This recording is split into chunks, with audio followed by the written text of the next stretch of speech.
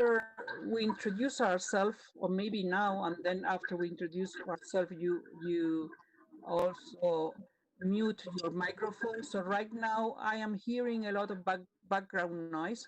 So I will be most grateful if everybody mutes their microphones, and then later on I will let you know when you are allowed to unmute.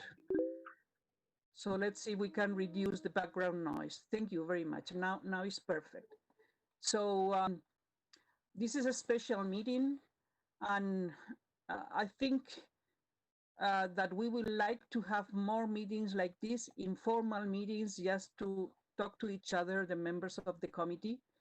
And this meeting essentially is the voting members of Region 8, OPCOM members and section chairs. And I think it's a good way of exchanging ideas. So we will repeat this type of meeting as needed or as suggested. And in the years to come, the directors that will come, they will see if they would like to repeat this type of meetings. Anyway, this meeting has a very special.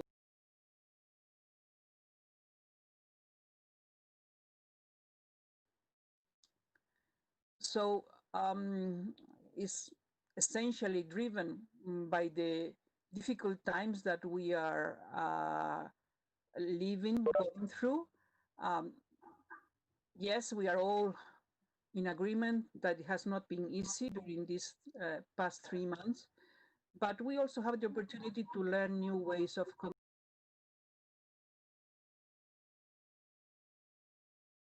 together. So today we will conduct this virtual meeting with the Region 8 section chairs and OPCOM, as I said. As I also mentioned in my emails, it's going to be an informal meeting, more of a brainstorming session. And I would like to thank, as usual, the Secretary, Anna Madureira, and our electronic communication coordinators, George and Maria, for setting up the infrastructure. We asked you before to send reports about the activities you were having during these past 3 months. We have a number of sections that send the reports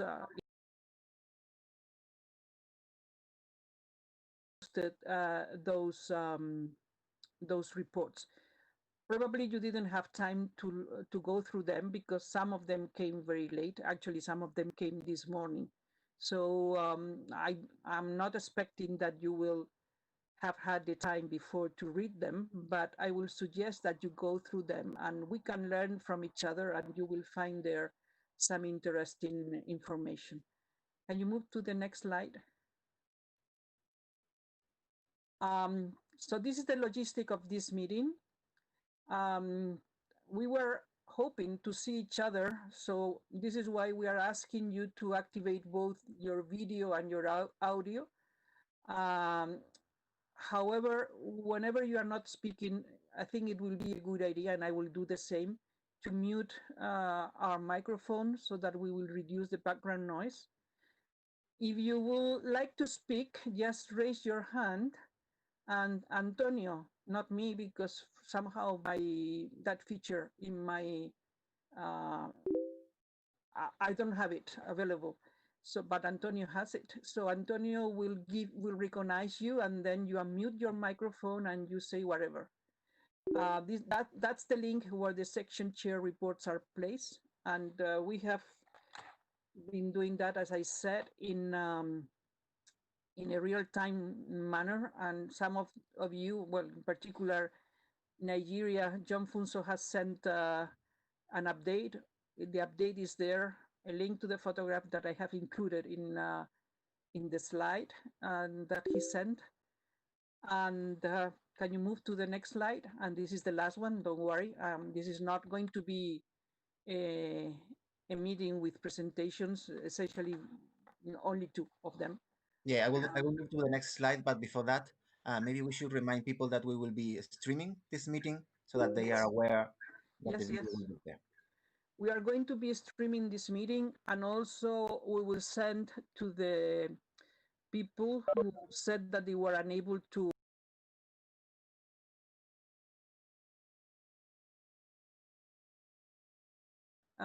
so that everybody will have access to everything. Okay, so now we are going to go through the agenda. I'm not going to ask for the approval of the agenda. As I said, this is an informal meeting, so there is no need to make motions and so on. And you have this agenda already. So essentially, it's going to be just introducing ourselves. Sorry, I already inform of what we are going to do. Antonio is going to give you a more detailed rationale for this meeting. Actually, my rationale has been really like non-existent, which is based in a meeting of the Strategic Planning Committee of the Region 8, and also in the last OPCOM meeting that we have only a few days back.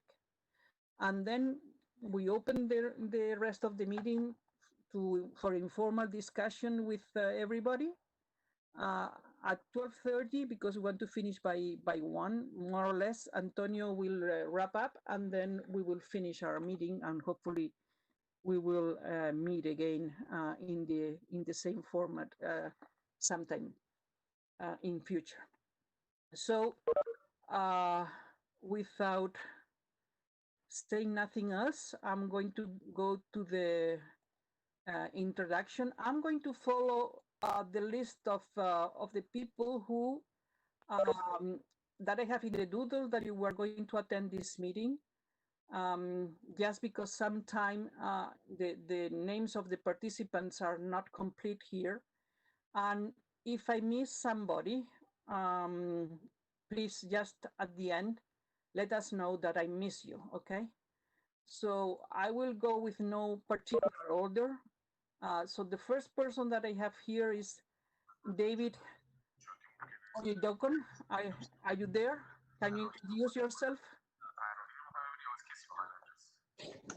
Yes, good morning, everyone. I'm doing well and happy. We just got into our winter season, had running Mediterranean weather, so we just had 3 days of continuous rainfall. So that's why I'm wearing something slightly warmer than most of you who are hitting summer now. We've had a number of activities. Should I go on with activities or just casual greetings? David, this is just introduction. Later on, we will talk about the activities if you wish, because 100%. otherwise we will make this introduction very long. So yes, what I would ask from all of you, although we know each other, but since we didn't have a face-to-face meeting in March, what I was hoping from you is just to state your name, your position, which means which section are you representing, and if you want to add something related to your job, that's fine. So David is the chair of South Africa section. You want to add something to that? In addition to that, thanks, Chair. I'm a senior lecturer at the University of Cape Town, area of specialization is power systems. And that's about it for now. Thank you very much. Thank you. Again, are you there? Yes. Hello to everybody. Hi. Hello. My name is Jurgen Pavlov. I am vice chair of IEEE Ukraine section. And also? Also, I am a membership development subcommittee chair. Okay. Thank you, again. Nasser or Nasser, I don't know how you pronounce. Nasser Assem, are you there? Yes, I am here. I'm here. Thank you, Magdalena. Yeah, Nasser. Welcome. Nasser, welcome, Nasser. Okay, so I'm Nasser Assem, and so I have been elected the chair of the Morocco section under these circumstances. So I must be one of the few who have been there, so the transition hasn't been that easy, but there are opportunities though. And I am a faculty member at Al Akhawain University in Ifran, one of the few American system-based universities in Morocco. Thank you very much. I teach computer science, by the way. Thank you. Thank you, Nasser. So Levente is there? He was not sure if he was going to be able to attend, but I don't know if Levente joined us or not. Nadezha, I saw you, so you are there. Will you please introduce yourself? So I'm Nadir.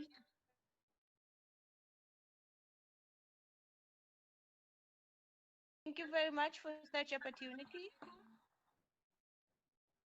Thank you, Nadezhka. And next is Katarina.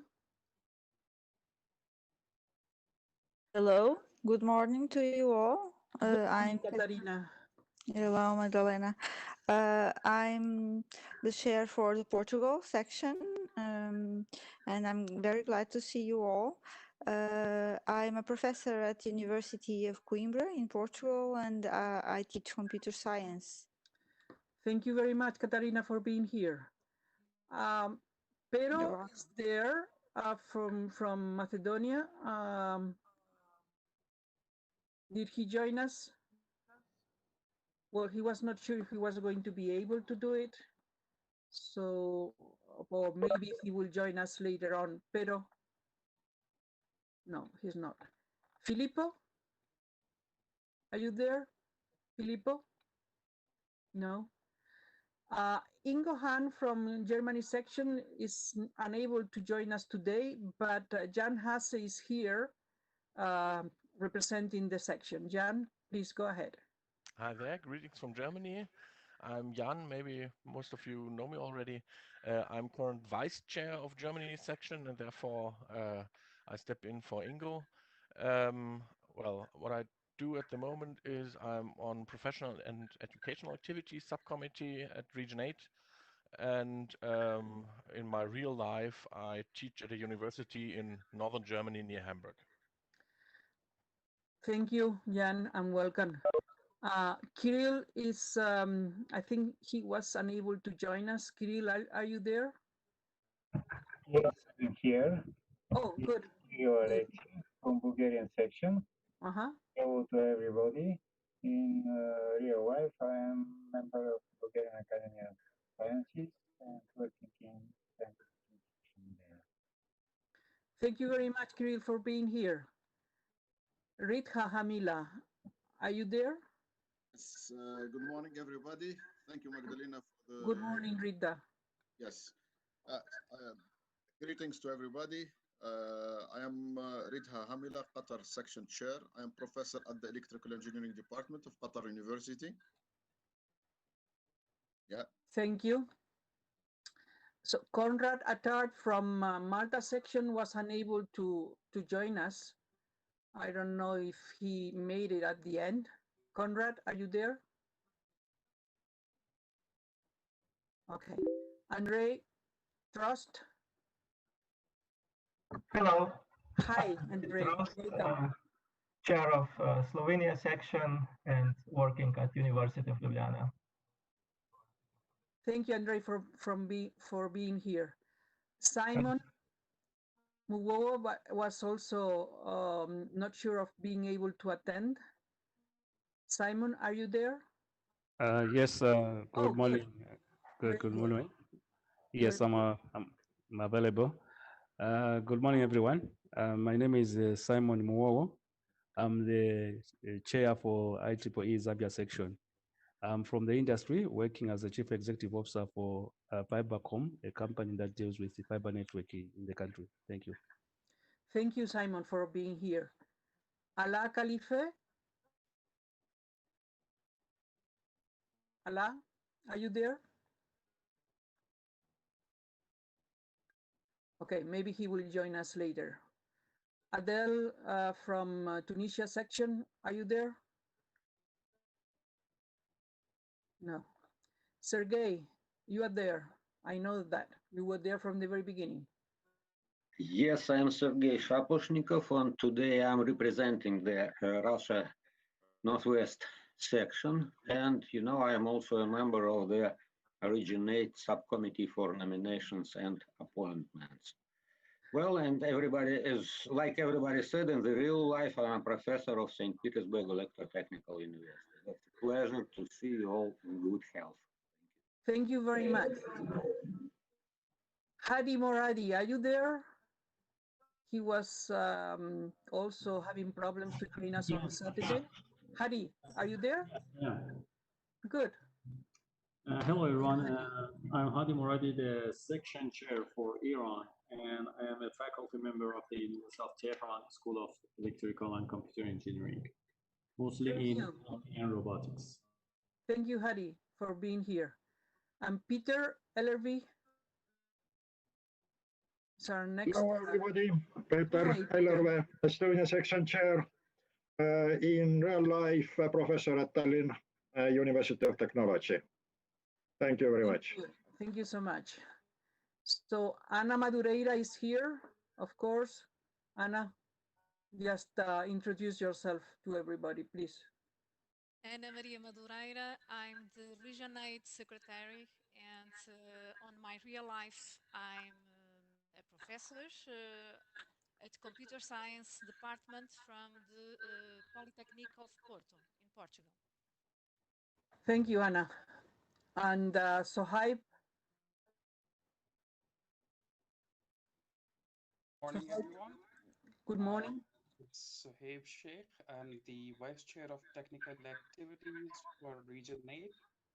In my professional life, I work in the industry. In London, I work in the area of prop tech and operational technology in the real estate sector. Welcome to today's meeting. Thank you, Sohaib. And next one is Vasily Borisov. Vasily? Vasily Borisov is not here. I will be on his behalf. My name is Anton Dogana, and I am Vice Chair of Russia Siberia section. I'm also Associate Professor in Ural Federal University, Yekaterinburg. Spheres of interest are biomedical engineering. Welcome, Anton, and thank you for being here. Thank you. Dmitry Petrov from Finland, are you there? Yes. Hi, everybody, and nice to hear you. And yeah, sorry, I'm a bit less official atmosphere here, but hello from sunny Finland to everybody. And yeah, I'm a chair of the Finnish section, and also it's my main job. I'm with Nokia Bell Labs, and yeah, lately working with wireless standards. Thank you for being here. Boris Dobrik, you are there, no? Boris? No? Okay. He might join us later on. Maya Matijasevich? Hello, I'm section chair of the Croatia section, and I'm also a professor at the University of Zagreb in Croatia. Thank you, Maya, for being here. And in the case of Maya, their country really, the circumstances were the worst all over Region 8 because of the added problem of the earthquake. So you really had a hard time. But we are happy that everything went fine. Thank you. And then Oscar from Spain. Oscar, are you there? Yeah, good morning to everybody. This is Oscar Bonastre. I am the chair of the Spain section, and I am faculty member at Miguel Hernández University in Alicante, where I teach advanced distributed systems. Thank you, Oscar, and welcome. Mark Benton, I don't know if he's here because he said he was unable to join us. It doesn't look like. Adam, our treasurer, very important person. Hi, everyone. I'm Adam Jastrzębski. I'm treasurer of Region 8. In my professional life, I semi-retired from University of Kent at Canterbury in UK. I'm also visiting professor at University in Issy-Gelec in Rouen in France. And additionally, I'm also vice chair of a local council in Frauli, where I live. Thank you. Thank you, Adam. And well, František from Slovakia was unable to join us today. Maria Lissandra is here from Switzerland. Yes, I'm here. Hello to everyone. Thank you first, Magdalena, for this opportunity to meet virtually. It is much appreciated. Greeting from Switzerland. I'm Maria Alessandra Pon. I'm the chair of Switzerland section. By profession, I am currently working as a telecommunications engineer at the Federal Office of Communications of Switzerland in the access to market and conformity section of radio equipment. I'm very happy to be here and looking forward to the meeting. Thank you. Thank you, Maria Alessandra, and welcome. Next, we have Claire as France section chair. Claire?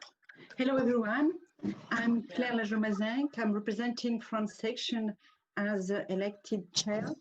And in my professional life, I'm a scientific advisor for my company, which is a French electrical national transmission system operator, RTE.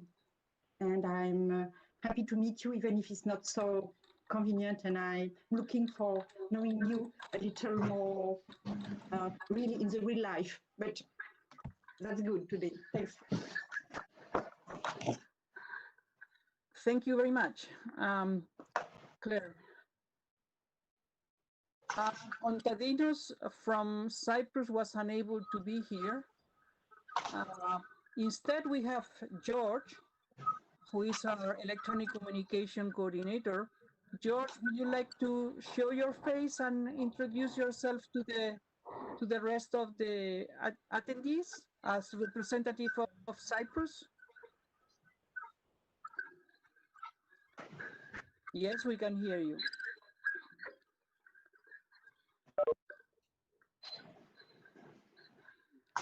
Okay.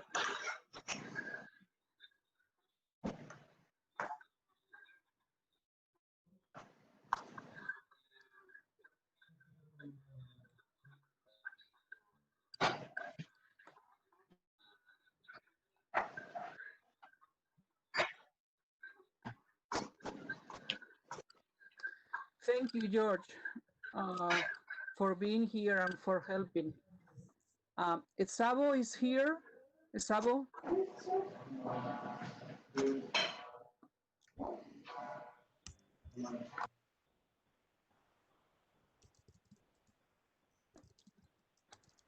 Doesn't look that he probably will join us later on because he said that he was able to attend. Samart? Yes, I'm here. So my name is Samarth. Hello, everyone. I'm the chair of Sweden section, and this is my third year. I'm also the chair of the Apex and IEEE committee. I work at ABB in Sweden. Thank you. Thank you, Samart, and welcome. Fatma from United Arab Emirates. Fatma?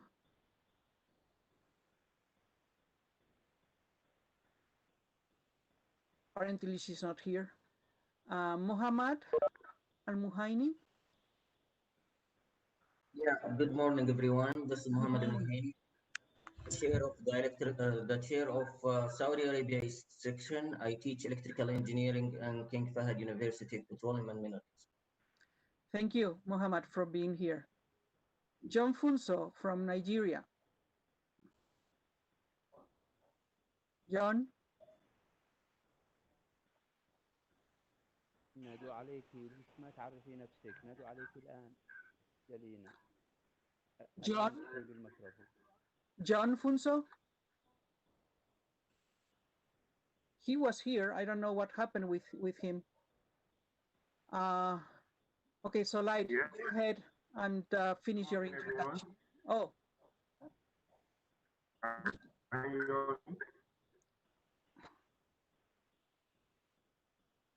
So Light, we cannot hear you. Your audio is not working.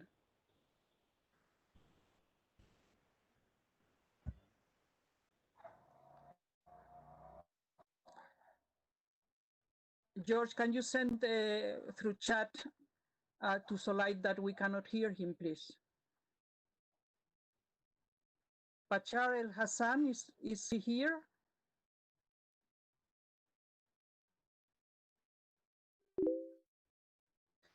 Solite, we cannot hear you.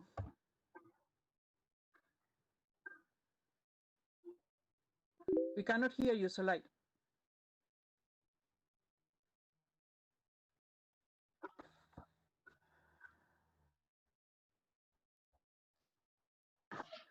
The light is muted.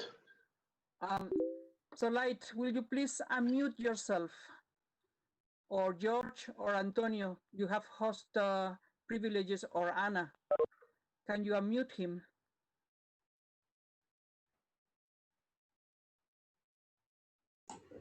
I think he's on mute. I don't know, we cannot hear him. So I think we have some people missing. Ahmed Hassan, would you like to introduce yourself? Yes, I'm Ahmed Hassan. I'm the Egyptian section chair, and I am the Dean of Information Technology and Computer Science in Nile University. And then the last I have in my list is Antonio. I think you know Antonio quite well, but Antonio, will you please go ahead, and then we will see if we are missing somebody. I think we are missing a couple of people, but my name is Antonio Luque. I'm director-elect of the region. I'm talking to you from Seville in southern Spain, where I used to teach to my students face-to-face, and now I'm teaching them online. Okay, I think we have missed some people. Will you like to? I see here at least Johansson. Yeah, good morning, everyone. This is Johansson, representing IEEE Denmark section. I'm also working as an associate professor in power electronics at Aalborg University. Thank you so much. We also missed, well, at least I was not able to hear him, John Funso. John, are you there? How we lost him. And I see also Hafid Al-Samarai. I think we miss you also. Are you there? Yes, I am here. Okay. Will you? Yes, hello. We can hear you very well. Good morning, everybody. Good morning. It's a change.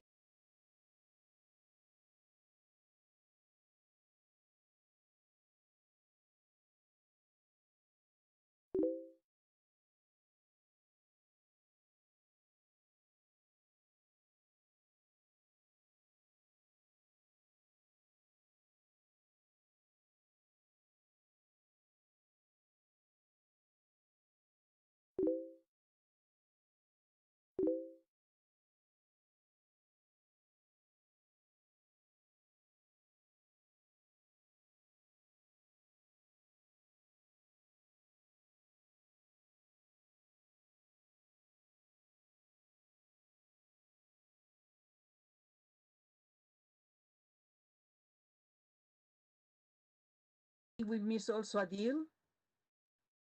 Adil, will you like to introduce yourself? Yes, hello everybody. Adil Sultan, I'm the Vice Chair of Member Activities Region 8 and also the Vice Chair here in UAE. And professionally, I'm working as a Director of Projects in the Emirates Telecommunication Department.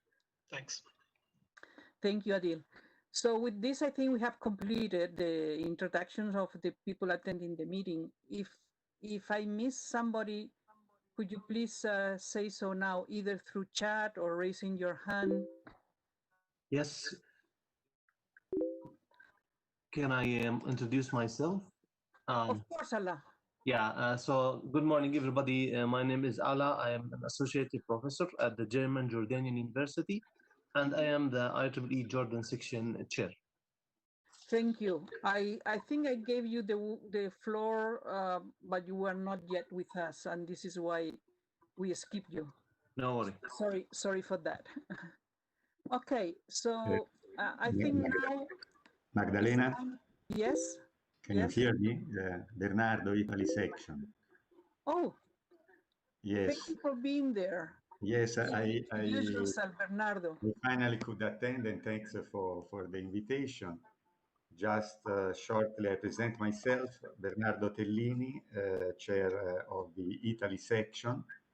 My position at the University of Pisa is full professor of electrical measurements, and I'm calling now from Pisa, from my home. Thank you, Bernardo. So I think if there is nobody else, I will give some seconds just to see if I still miss somebody. Prof, I'm back. Can you hear me? Hello, can you hear me? Oh, John, you're back. Yes, we can hear you, John. Go ahead. So, my name is Johansson. I'm the IEEE Nigerian Section Chair. I'm also the IEEE Region 8 Humanitarian Subcommittee Chair. And I'm also the IEEE HAC, and the Exporters Partnership Chair. And 2 weeks ago, I've been appointed the Program Coordinator for IEEE African Council Virtual Event in acting capacity. So, for work, I am a broadband and renewable energy expert.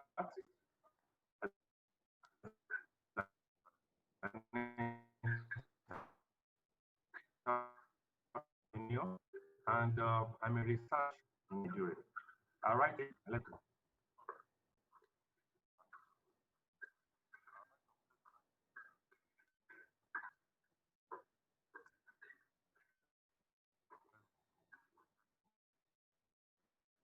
Okay, John, your voice is breaking all the time, but I think we understood what you were saying. So welcome to the meeting, and I hope that this time we are all of us here. I didn't miss somebody, anybody. I hope so. And then I will give the floor to Antonio, who will explain in detail what is the scope of the meeting. And we still have like 2 hours to conduct the meeting. Antonio, please. Okay, thank you, Magdalena. Good morning again to everyone.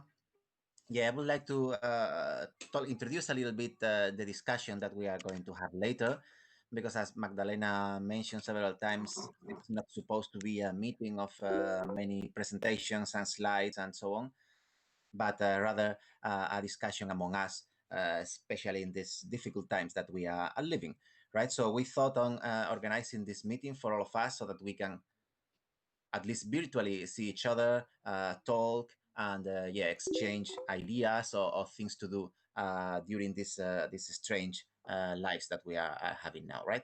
So we will be having a proposal for the region to help our members, to help our sections, but this is just a proposal, and we would like to hear about you, whether this will suit the things that you have done, whether it will suit the prospective future in your countries, or maybe we can adapt a little bit and improve so that we can have like a common response to the challenges that we are facing, right? So, as you all know, since March we are living in more or less different types of lockdowns, right, all through the region, and many of our liberties that we had before were taken out in response to this pandemic, right? And this had the consequence of having no possibility of meeting other members, other volunteers in practically any place in the region. This is one of the things that we did best in IEEE, right? Meeting people, networking, exchanging ideas, and so on, and we were suddenly removed of this possibility. So everybody shifted to online events, what was wonderful. And at the same time, we showed how technology can improve the ways we communicate. It was like a good solution given the circumstances, and everybody started to do these webinars and talks and virtual meetings like we are doing and so on. And in my opinion, the response that we had in this aspect was very good, as we can see in the reports that you all sent for this meeting, right? So I think given the situation, everybody did the best that they could, and the members were served somehow in a, let's say, more or less acceptable way during this time, because there was no other way, right? This, at the end, this is the most important thing, that we still serve our members and we show that IEEE has some value even in these circumstances.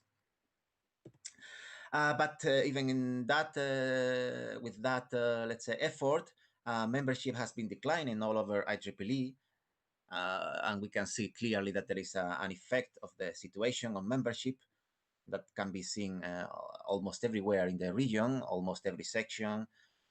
And this is something that needs that we need to be worried about, right? And it will be difficult to overcome this, but I will show some numbers in 1 minute. But now we are already in June. There are many countries that already started to lift, to alleviate some of the measures, the confinement that they had. So they are slowly allowing some small gatherings of people. Some shops are being open, restaurants, these places, still no mass gathering events, but some, let's say, small groups of people can do things together for the first time in a couple of months, right? And this is a good thing. And this is the situation that we are living now in most of the countries in the region. We know there are many different situations, and the disease has affected different countries in different ways, but this could be the generic situation, and we would love to hear from everyone what is the situation in your country and how this situation affects to the type of things that you can do for IEEE members. In general, in the region, traveling is not allowed. There are a couple of exceptions, of course. They are starting to allow some things. Maybe in a few weeks, some more things will be allowed by law. By IEEE rules, we cannot travel under IEEE business yet. There is a worldwide ban on that. And so we cannot do any, let's say, we cannot go anywhere else to do IEEE business yet.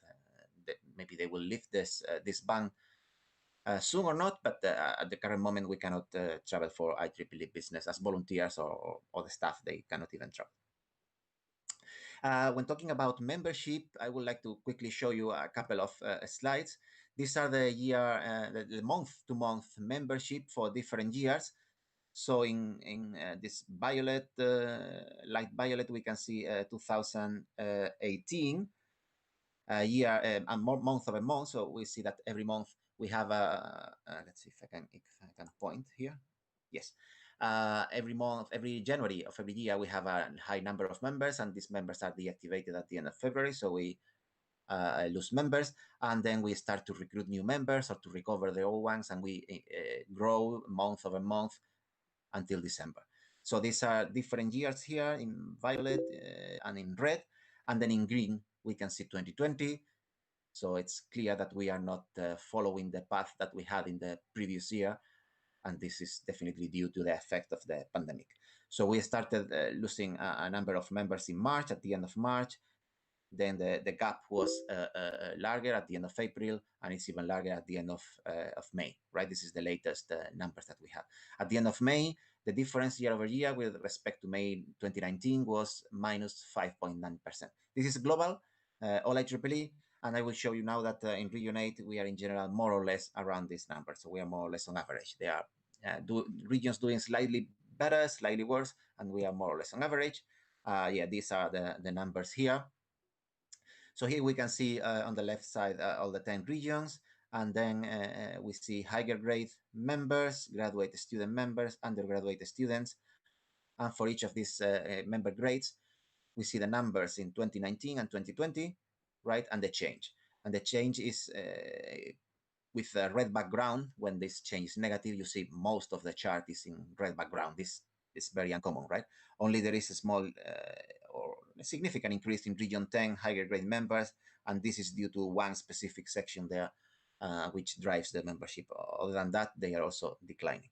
So if we are here in region 8, we see that we are 4% less higher grade members than 1 year ago, 6.7% less graduate students than 1 year ago, 16.7% less undergraduate students than 1 year ago, globally minus 6.3%, close to the average. So we see that the other regions which already lost 13%, 9%, 8%, but the trend is quite, let's say, negative all over the world, right?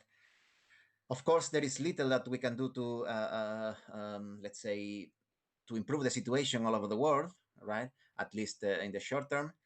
But we need to live with this.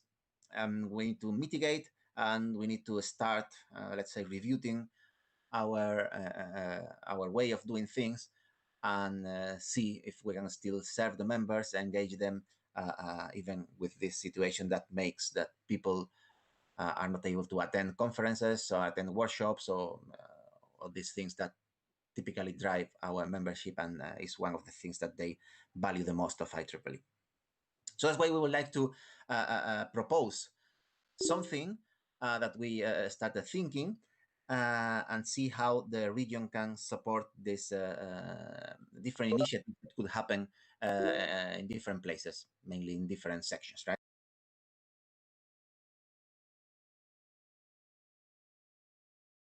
From different countries attend, and they stay together and exchange information and so on. These things that we used to do 1 year ago, we cannot do anymore. But as we mentioned, it's possible, or should be possible, to do small things in different parts of the region. Even if we cannot travel from Italy to Poland, it's possible to do some things in Poland and some things in Italy, which is better than nothing. So we had a couple of meetings in the last weeks, trying to think how the region can support the different sections and the different units. So we had a meeting of the strategic planning committee, and we came with some ideas. We had a meeting of the OPCOM of the region, and we discussed these ideas and then try to materialize them. So we will be proposing these ideas, and then we would like to hear your opinion and ways of improving them, right? So this proposal, still proposal, the idea is to have distributed meetings. We cannot have big meetings, as we mentioned, of different people from different countries, but we can have local meetings, real face-to-face meetings in principle, where small groups of people will meet, always following local regulations. And we can combine them with virtual online connection, so that we can call them hybrid meetings. So we can have like remote speakers, remote guests, or we can have a small meeting of 5 people here and 10 people there, and they are connected somehow. We need to work on the details. But this should be possible starting from now, and it looks like the summer will be more or less okay regarding the pandemic, and we will have like at least a small break. We don't know what will happen in fall, but in summer it seems that all over the region situation will be like this, right? Able to do these small meetings. This, of course, is just a temporary program, transient thing to keep the members engaged. We would love to come back to big meetings where people from different countries and regions can meet together. But for now, while the current situation lasts, we can have this temporary solution, like, which is, as we said, is better than nothing, right? And we don't know for how long the situation will last, but we will see, and we will be adapting to it as it evolves. So the idea is that local OUs, like sections, chapters, student branches, affinity groups, and so on, we organize these small meetings, and there will be no need to travel, even within the section, right? I know that some sections, some countries, actually, some countries allow here is that we cannot travel under IEEE business, so no traveling at all for this meeting. So this will be organized in one city, and only the people who can go to that city, let's say by public transportation or private transportation, very small, let's say commuting time, will attend physically these meetings, right? There will be no need to travel even within the country. The idea is that the region will provide support. We would like to help you. We would like to help in rebooting these meetings and this IEEE way of working. And this support will come in many different ways. We can help you finding speakers, local or remote speakers. We can provide volunteers. We can help in publicity. We can help in with the logistics if needed, and we can also help financially, right? So there will be money available for this, and because even if there is no travel, no hotel nights, no planes, and so on, there will be cost of this because this is again real life meetings, and there will be cost for that. We will talk about that later. And the region is ready to support you financially when you organize these things. And as I mentioned, this is targeted to local units, right? We are not trying to do something region-wide. There is no need to that. Everything can be available online these days, but the idea is to have this distributed, spread through the region, even if they are local. We are learning to live local these days, right? So this is aimed to chapters. Chapters are very good in doing local things. Student branches are even better, and student branches, students have not, they were not able to meet for a few months, so it will be good for them to meet again and do something together in small place, young professionals or life members, and so on. Every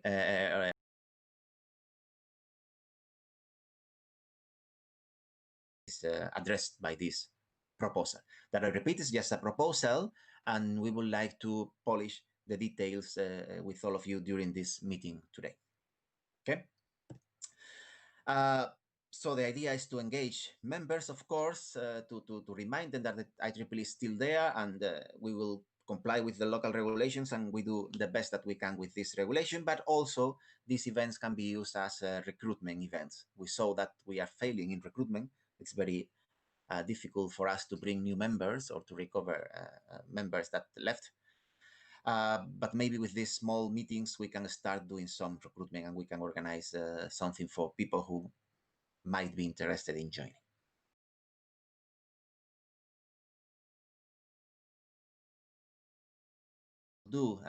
Following this idea, we can have technical talks. We can invite distinguished speakers remotely, so we can have a good speaker who is located, I don't know, in Egypt, and we can organize a local meeting in Portugal, and people will be there listening remotely. Maybe we can have a streaming or something, and there will be live questions, and maybe there will be discussion among the people there with the remote speaker.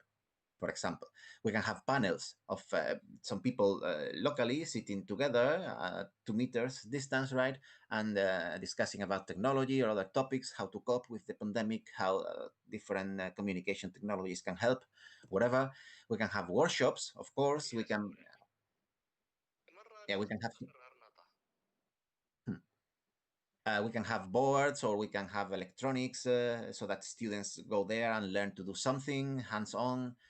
This type of things connected to some remote thing. We can have hackathons, contests related to technology. We can have, this is student branch chapters. We can stream lectures or training.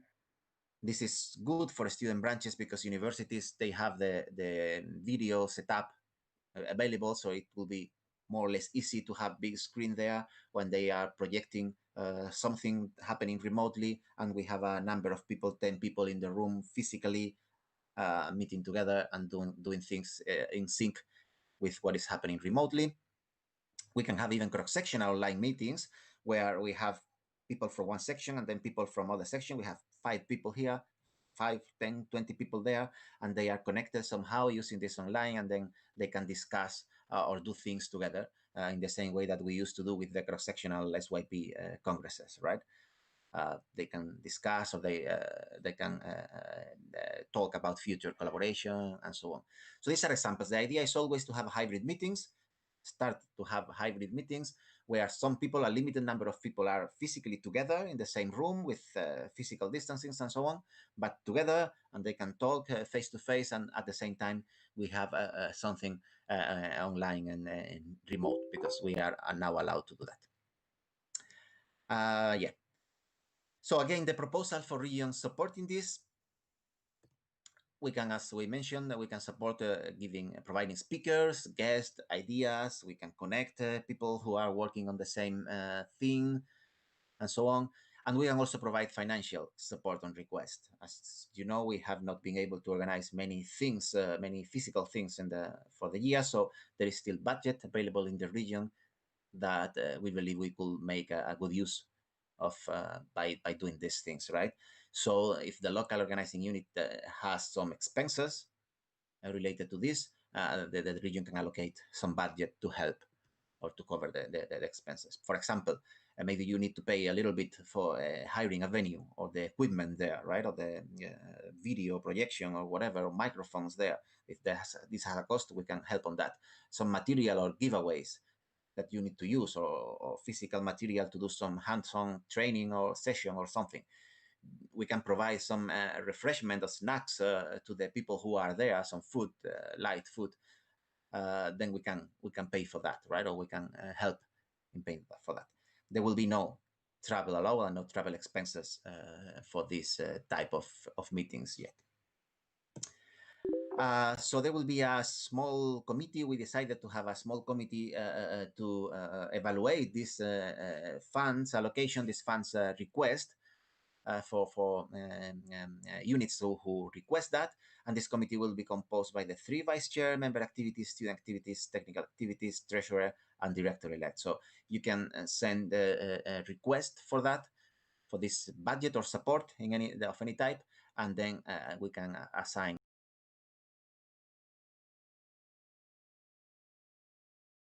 in the very future, in the long future, and we will try not to ask for many documentation in this case, because as I mentioned, this is supposed to be a temporary transient solution while this situation is like this. If we delay things for 3 months, then the situation will be different, better or worse, but different, and then there is no point on that. So we will try to have a quick turnaround when providing answers to the request, right? Of course, this funding will be this is limited, like everything, and it will be dependent on the number of members that can be reached, and the proposal, and the size of the organizational unit. We have very large and very small sections and chapters and student branches and groups. So depending on that, of course, the budget will need to be adjusted, right? And yeah, the idea is to launch like a first phase now. Start with this and see how it works, because we don't know actually how welcome will this be by our members and by our volunteers. So we can start doing some things now in a first phase, then we will evaluate how it's working in all let's say in all means, right? It's something that we are making good use for engaging our members. They like to attend.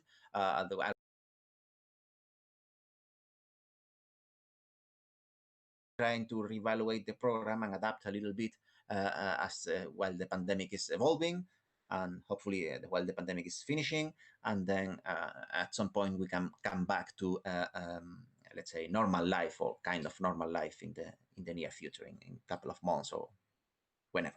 Okay, so this is the proposal. Again, all these things are proposed. This is what we thought, but we would like to listen to you, to your ideas, suggestions on how to improve this program to support the different units. Yeah, that's how why this meeting was conveyed by the director, to listen whether you like this program, whether you would like to see different things here, or you have better ideas, or anything that you might suggest, right? So this is what I wanted to share. I will return the floor to Magdalena, and then we can continue discussion now. Okay, could you please, unless somebody asks for it, can we please remove the slides, Antonio slides? Okay, thank you. So as Antonio said, now is the moment to hear all of you. So we will open the floor to all of you. Just that we need to be somehow organized. So if you just show your hand if you want to be if you want to speak, then we will give you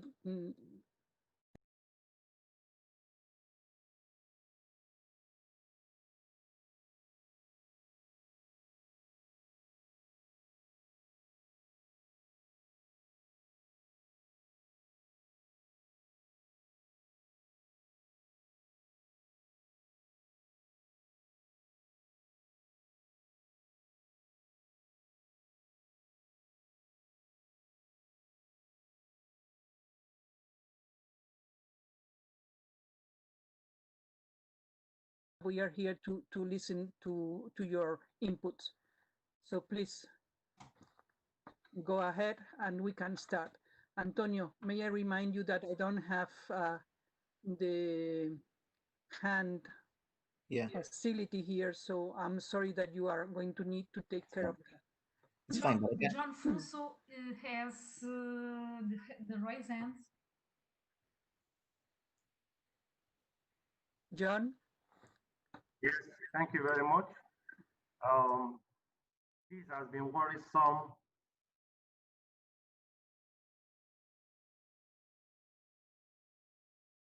The membership that is actually at the right time is a great idea and is sustainable because COVID-19 has come to stay with us for a long time. So with this, we can sustain the gradual increase of the membership. What we have done in Nigeria is we set up, because Nigeria, we have 6 geopolitical zones. So we set up coordinators to manage all these zones. Right now, no school is in session until further notice, but the coordinators are working. And then we've been able to enlighten people to renew their membership and create a membership drive virtually. One is going on presently. And then we are also able to reactivate some student branches and some counselors that have been docile for a while. So thank you, Director-elect, for this proposal, and it's workable. You'll get to hear from us soon. Thank you, John.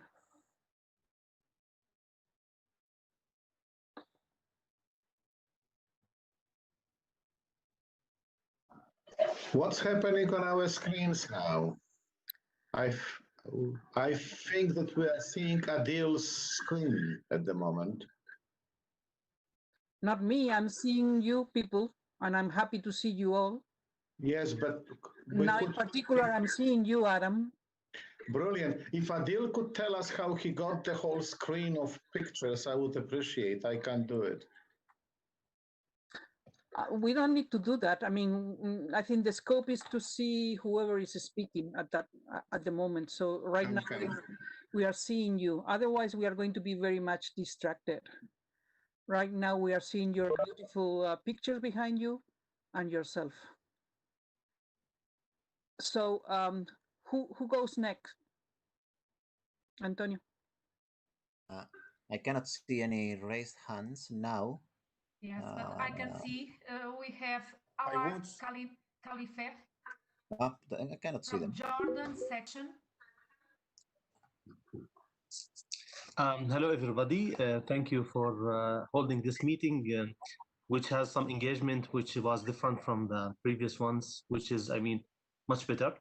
There are few things I would like to mention.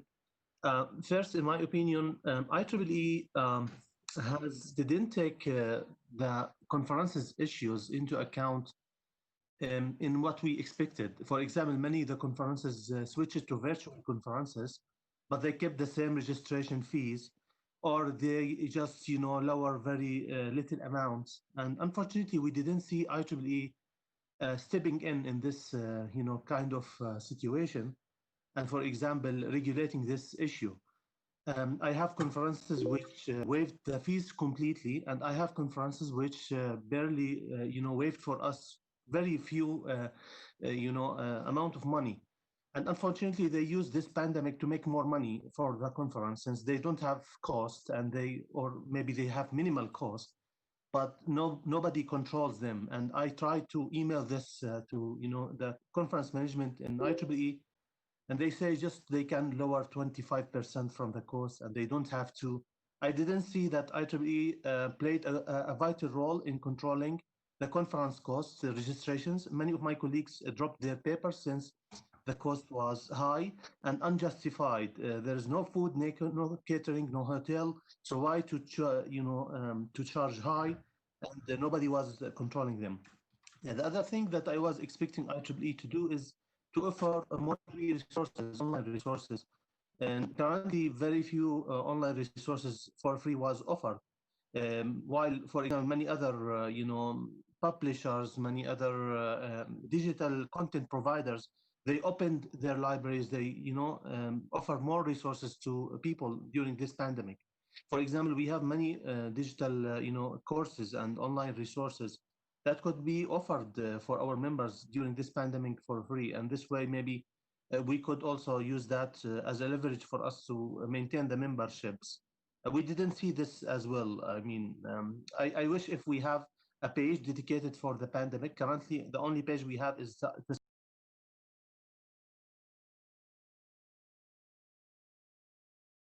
I appreciate if IEEE also can provide more digital resources for free and maybe have a dedicated pages for this pandemic where it shows how it's really contributed to their members. Thank you very much.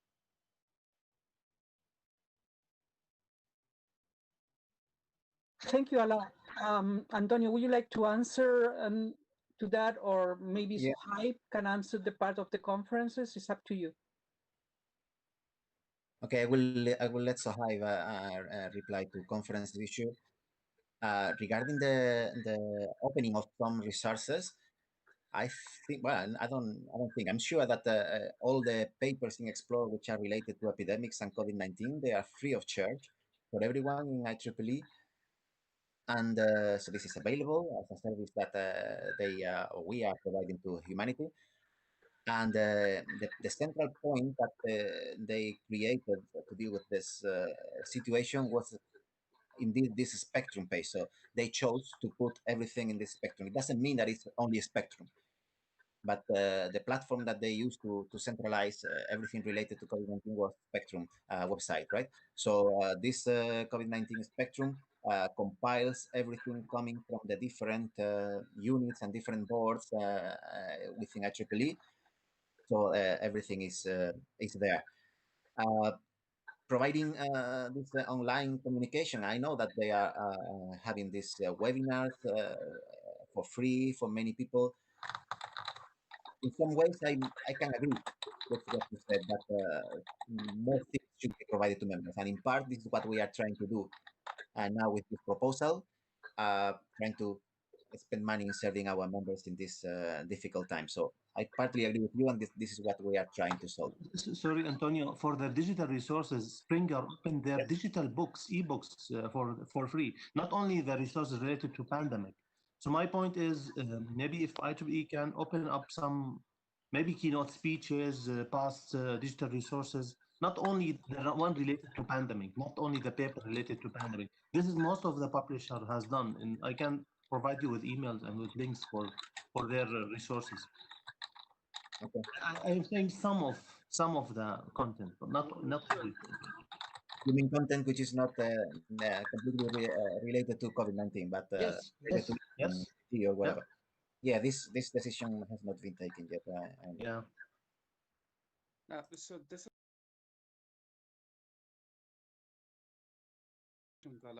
regarding the conferences and the courses and keynote speeches as well.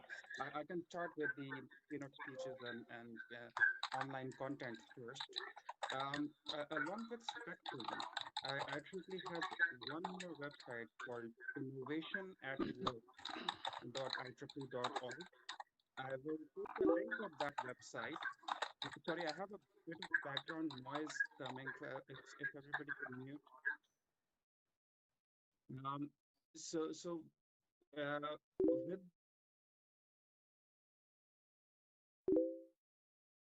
With online courses free of cost, as well as webinars and articles related, some related to COVID-19, some generally related to technical topics.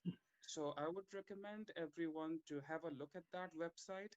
They are regularly conducting webinars. There's almost one every week. So there's new content being churned out on a regular basis. I'll put the link in, and hopefully that will answer part of the question that you're answering, that you're asking, Ala.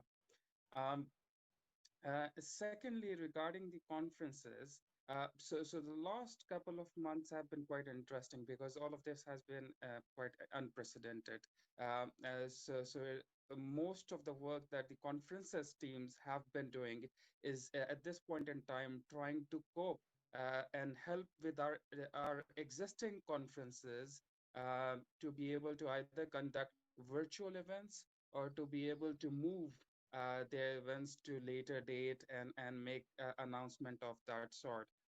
We do have a dedicated emergency response team from the IEEE responsible for conferences who can help conferences, IEEE sponsored conferences in sections, regions, chapters, etc. So I'll post the email address of that in this WebEx chat as well. By the way, all the links that I'm talking about and the email address, they are available on the Region 8 website as well. So part of the work we have been doing and mentioned back in our spring meeting is that we have been developing these, we have been modifying our website pages, especially in technical activities, to have all of these information available for our sections. But I appreciate that it's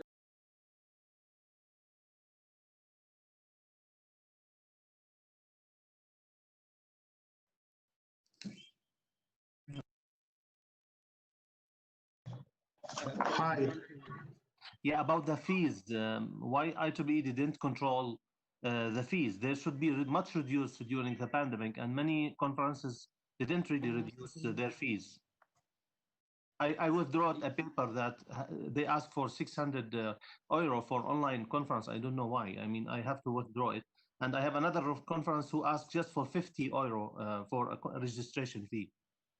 So we didn't see any control from IEEE about this matter. I mean, yes, you're right. There is no direct control from IEEE on that at this point in time. I'll have to check if there are any discussions happening, but what I've personally seen is that some conferences, if they're doing the event virtually, they have dropped the fee down substantially. There may be some cases where that has not been done, and that we will have to check, and I'll check internally. So I'll come back to you, Ala. I'll write maybe in a week or two back to you, but I'll have to check with the IEEE Conferences Committee if they are planning to look into this matter. Thank you for thank you. Can I add something here? Adam speaking. IEEE essentially is distributed organization, and a conference organizers have a lot of flexibility. Not everything is sort of centrally controlled. I suspect that many of these things have been allowed to go as before on the basis that local organizers will use common sense and adapt these fees. That could be probably made more stringent and more rigorous by the center. But on the other hand, center doesn't want to impose this kind of strict rules on local organizers. So we have on one hand freedom, on the other hand, we see here a necessity of some form of centralized intervention. One more thing, I just sent it in chat a comment about certain aspect of IEEE operations which you might use in your activities. IEEE offers WebEx for sections and Google Meet for others. And I sent a link where you can see what happens there, and you can register your interest in using these facilities. As far as I know, it's for free. We're having it for free at the moment. So make use of it. Thank you. Here is Bernardo. May I add a comment on this? I don't know if it is my time. Bernardo, it's okay. I will just like to remind everybody that we have a very concrete team to discuss here. That is, how can we help all of you in organizing these distributed meetings that hybrid meetings, whatever you would like to call it, that Antonio was introducing. So we are happy to hear all your concerns. That's please don't misunderstand me. But I think it will be good if we focus on the future. All your concerns, we can listen to them, and you can send them to us. We can try to solve all those problems that you have in the past, so they will not repeat in the future. But I would like to have an effective meeting, in the sense that when we finish this meeting, we will all go back thinking that, okay, we have a plan, we have a proposal, we like this proposal, and we are going to propose things to serve our members in our sections or all over the region. So sorry for this long speech. Bernardo, please feel free to say whatever you want. Yes, thanks, Magdalena. As you know, in Italy, we had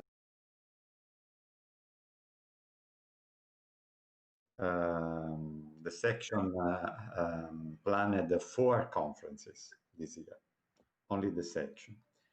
And of course, we had to rearrange a lot of things because of the COVID emergency. I would like to share with you an important service, an important opportunity I received by IEEE. Every Monday, I'm receiving now the situation of all the conferences promoted by IEEE in Italy section. It is like a short reporting all the scheduling. And this was important, and in general is important, because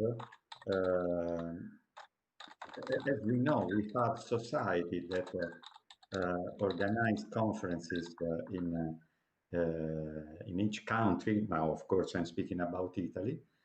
And sometimes there can be some conflict of interest.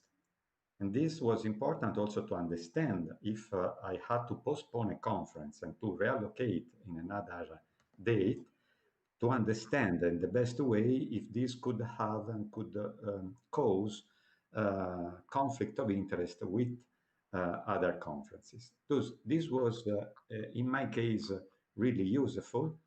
And my suggestion is possibly why not that each section chair can receive this information in order to better have a schedule. And this is on the conferences. The other comment, which is looking also at the future, during these times, during these months, and personally, I try to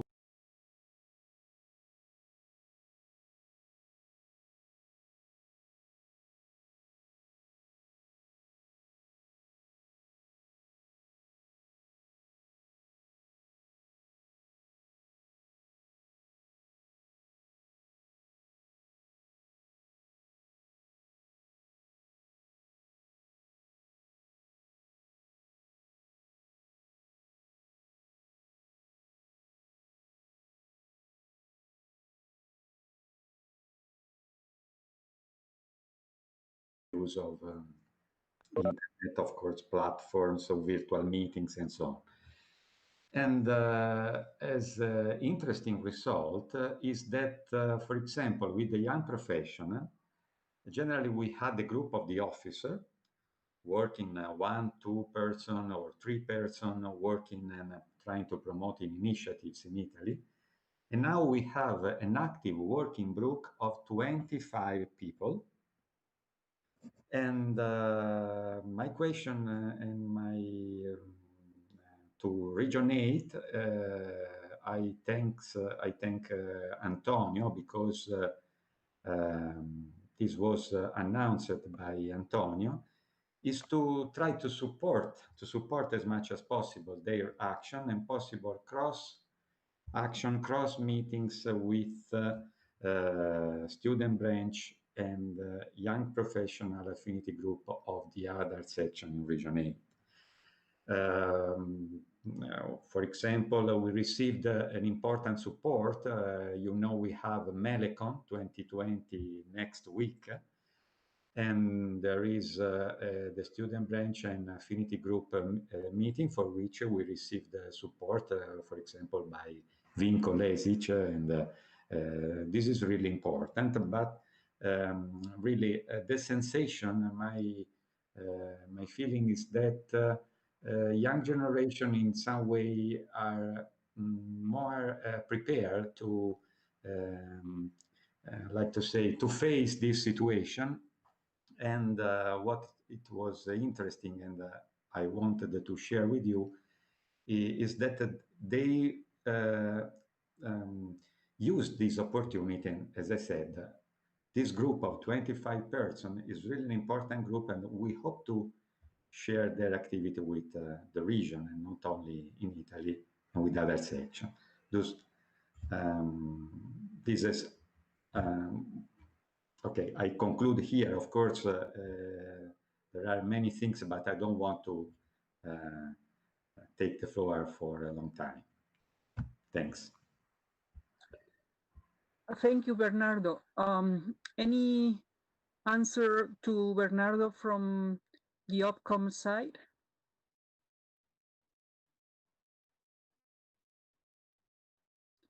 Okay, doesn't look like so.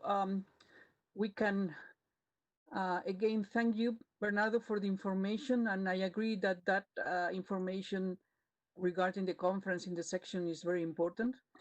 I plan to join virtually the meeting, the Melecon next week, that I was supposed to attend face-to-face, and hopefully it will be a very good meeting. So I think the next person who raised his hand was Ahmed Hassan, I think. Thank you, Magdalena, for giving me the opportunity to talk about Egypt section. Starting the pandemic, we had a strategy to be closer to industry, closer to government in this difficult time, and to search for grants and make a lot of participation.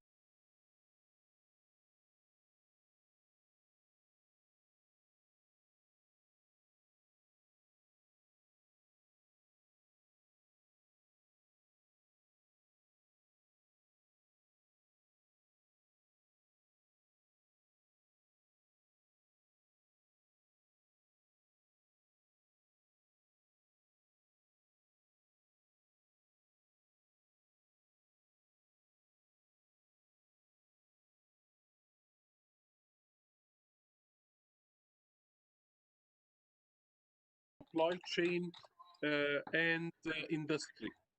In addition, some conferences, of course, have been cancelled. Others are postponed, but we had managed to have some conferences that are virtual by design. From the starting of the conference, it's designed to be fully virtual. I will share with you one of them. And I think we could, with the local organizers' efforts, we could have $120 registration fees and exclusive 30% discount for IEEE members. In addition, we organized site pandemic hackathon, and I think one of the merits of this pandemic is that we increased section activities with other sections. So I think Mauritius section has participated in this hackathon, and I think we had some time connect with others. Last but not least, we have invited Vincent Chen, the president of the Communication Society, an event in Nile University just last Thursday. And it was a very good event that the president of the Communication Society presented to the leaders of the Egyptian government, the leaders of the Egyptian industry, and all IEEE members at the same time. So I think we can manage. Thank you for the proposal. Thank you for managing this event. And thank you for giving me the time to share with you. Thank you. Thank you for sharing that information with us. As you know, we are aware, the OPCOM members are aware of the hackathon in Egypt, and we are very happy. The rest of the section chair, you may be interested in knowing that there were 200 teams competing in this particular hackathon. So that means a lot of interest.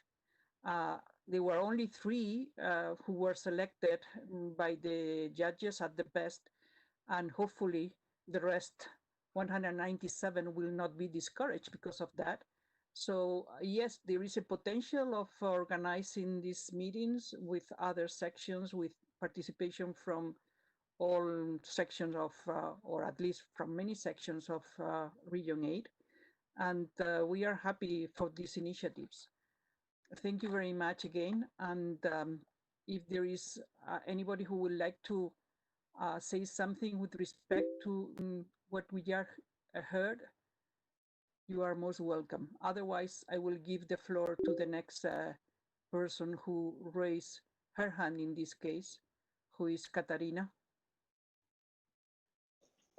Hello, Magdalena. Thank you. Here in Portugal, we have, well, I think we have been coping quite well with this new situation. We've been able to keep almost all the meetings going online because everyone is online right now. And I think it was, well, we have upsides and downsides. So for instance, we had an initial meeting for the launching of the blockchain group that probably if it was just in person, it would have something like 30 or 40 people. And as we hosted it online, it had something like 120 participants. So not all is bad in these times. And we think that this idea of having hybrid events can be the way to go, since people that are close by are able to attend, and people that are not able to be close by will still have some chance to participate. Our internal meetings of the section and General Assembly that we usually have, we are planning to do it this July in using WebEx, and I think something is lost when you cannot be face to face, of course. But I think we are coping, and most of the events, for instance, we had EduCon that was supposed to be in Porto earlier last month, and it was in fact online, and it was really heavily participated, and I think it was a good surrogate for an online conference. My final remark would be maybe a question or in some sense some enlightenments on the proposal. How would it work? So would sections would be applying, or each organizational unit would be applying to Vision 8? Would it be which kind of description of the goals and the agenda for the activity? Because I think I would like to congratulate you, because I think it's a good idea to keep people moving, because meetings, we can easily put them online. Gatherings, it's harder to put them online, and people are waiting for this COVID season to pass. And maybe we need to move a little bit forward, because maybe it will take a little bit longer. So I don't know if Antonio or Madalena, could you explain a little bit further how would you think this would work? Thank you. Yeah, I can reply to that. So we were waiting for your feedback of all of you before defining completely what is required. So maybe we can make some changes today. But our initial idea was to do something very, let's say, very fast, right? We don't want application of 10 pages that you have to write 10 pages of application with a lot of details and so on, because that will not be effective in the time frame that we are aiming at, right? So a short description of the meeting that you intend, like place, date, time, number of people that is allowed there, what you plan to do, and then estimation of the cost that you would like to be funded, or the support that you will need in any case. I think that's enough. I don't know if Adam, as treasurer, will need something else. If that's the case, he can say it now. But short description of this, and then we will evaluate how the things are going. Right? Of course, we will ask how did it go? Was it successful or not? And then for the second phase, we will try to improve. But my personal idea is that something that can be done quickly, so that you can organize a meeting in short time and we can decide in short time. And let's, as you say, it's very important to get things moving again. Adam, I don't know.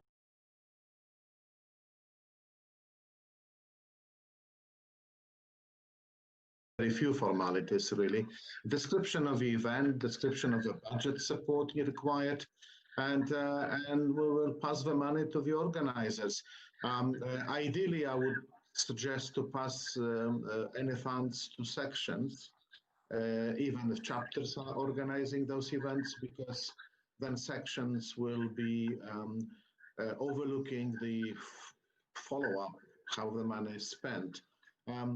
One more thing also, I suggest that any requirements for this support are sent to Antonio, who probably naturally chairs this committee, and so then he will distribute those requirements to any other members of the committee. Thank you.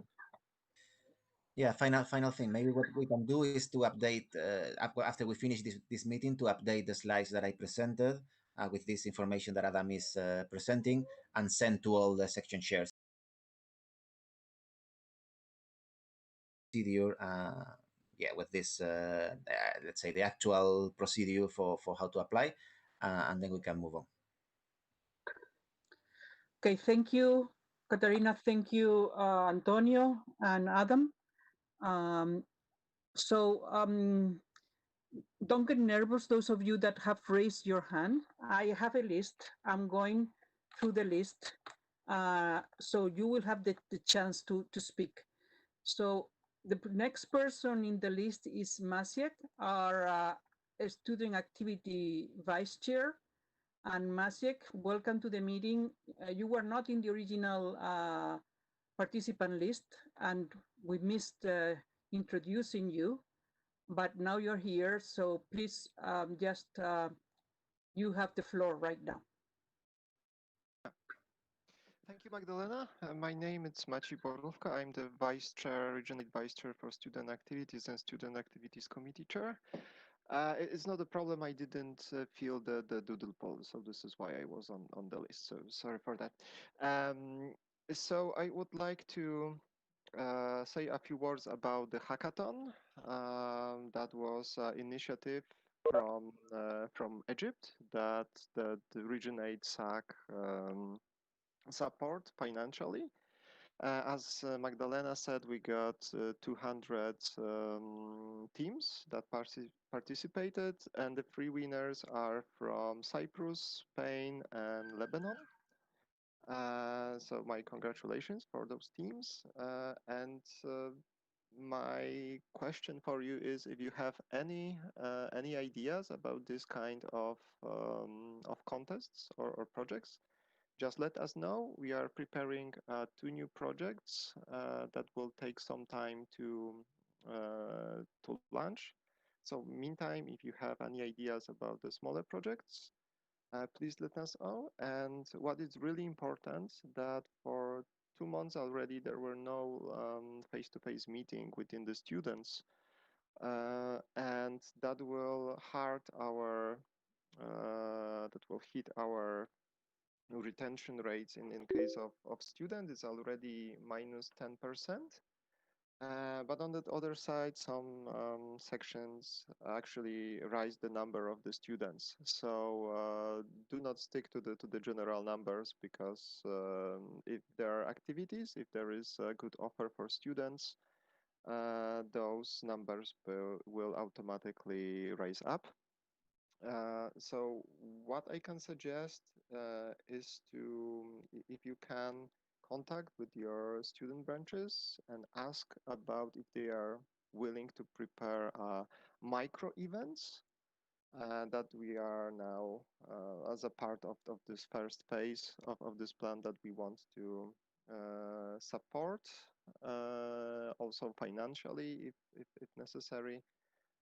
So please reach out to your student branches and let us know if there are any interest in having such micro events. Please remember there is a ban for traveling from the IEEE side, so we are thinking about the really local meetings. So I would like to just open the discussion, and we are awaiting your feedback and emails from your side. Our email is region8sac, region8sac@IEEE.org. Thank you. Thank you, Maciek. So Maciek has repeated information that was given already by Antonio with respect to IEEE. It does not allow any business trip, IEEE related trip.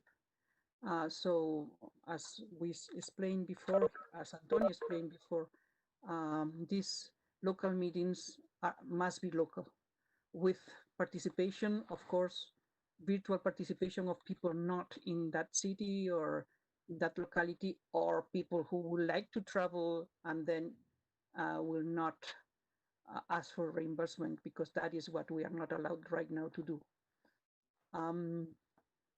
So the next person in the list of people who raised their hand is Mohammad Al-Muhaini. Mohammad.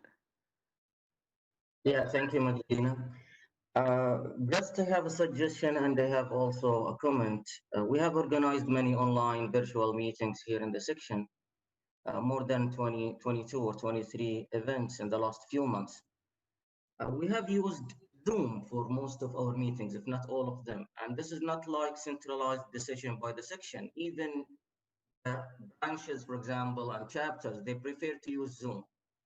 I know that IEEE, they offer the WebEx. It needs a registration, pre-registration from IEEE before like few days or a week. I don't remember the required time to get the approval for the WebEx access. Did you guys study other platforms to be used in the coming days? Zoom or Microsoft Teams? I don't know about Europe, but they are very popular here in the region here, and used for most of our meetings in IEEE and even non-IEEE events. The other actually comment is regarding the availability of online local meetings for others. I think it's about the time, it's a perfect time actually to join forces in events and make events also accessible for others. I'm not talking about the cross-sectional events where they are designed actually to be cross-sectional. I'm talking about the local events. An event in Saudi Arabia can be open for others also to join. It's online. If there is a capacity, why not? And when we organize some events some of also of neighboring sections attended our events, and we would love actually to attend their events. What I do suggest is that Region 8 can organize this, where they collect the information for all local events and just share them with others. How to register, for example, in an event in Europe or Western Saudi Arabia or Bahrain. I think our members would love actually to join such events if there is capacity. Thank you. Thank you, Mohammed. Actually, this is, I will give the floor later on if anybody else want to answer your comments. But what I would like to share with you now is that if you go to the drive where we have put the reports that we received from some of you, you will see that many sections, well, at least some of the sections, they have the list of their activities in their web page with a link to the activity, which is really useful. You can go one by one, and it is something really interesting to see how many activities the section have had during this difficult time. And this is something that we can share, and we can organize it. We will need to talk about it within the outcome, but I think we can organize it in several ways. To start with, those sections that are willing to share their activities with the rest of the sections in the region. My initial suggestion that I gave already to, I don't remember which section it was this morning, is that you can just use the distribution list for Region 8 directors, Region 8 section chairs, sorry, and just send to everybody those reports. In some case, in the case I'm talking about, it's a quarterly report. I think it was from Sweden, Samardeo, actually. And I told him,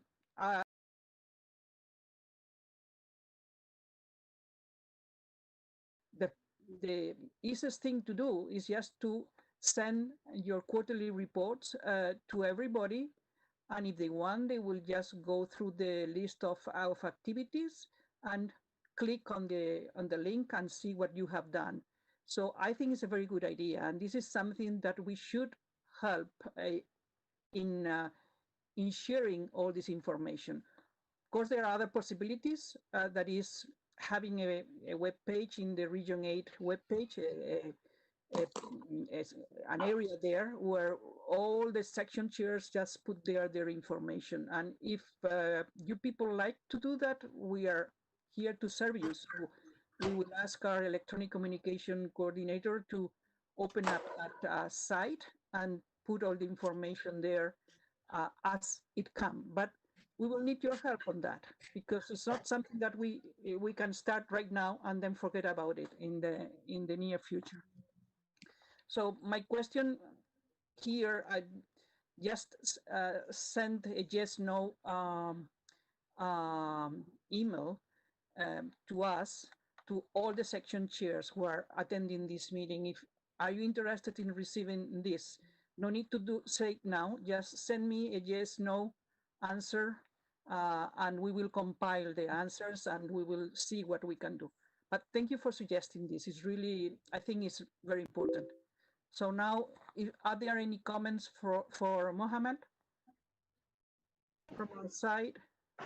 I would like to ask Mohammed a question. He says about Zoom as a preferred tool. Can you elaborate a little bit about that? Zoom is used because, it is used, for example, in our university in teaching classes. So once the students actually are familiar with one platform, they would like to use it for any other activity, online activities. So it is very popular here. It's easy as an interface. And once you have the account, you have the account. You can just start the meeting right away. Maybe this is the only difference between WebEx and Zoom, where Zoom, you have the control over the meetings. WebEx, through IEEE, you need to request an access. And this is my question. I mean, did you consider other platforms to be supported by IEEE for IEEE events? Or you still support WebEx to be the only platform for IEEE events?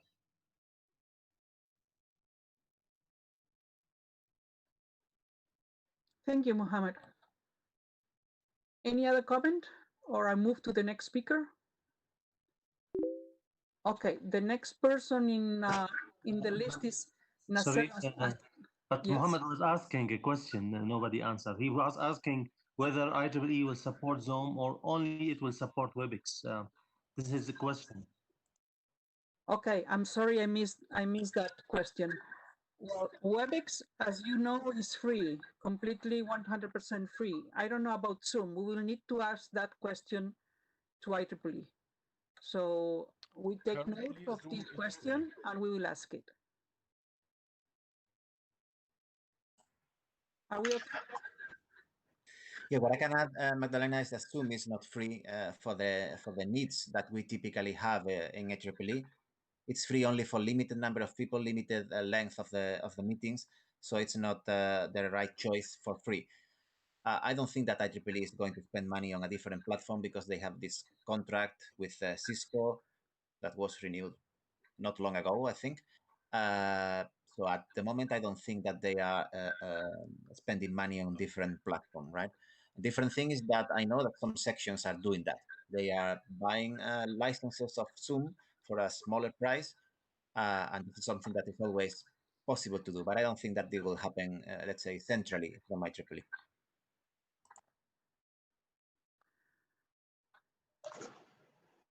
Thank you.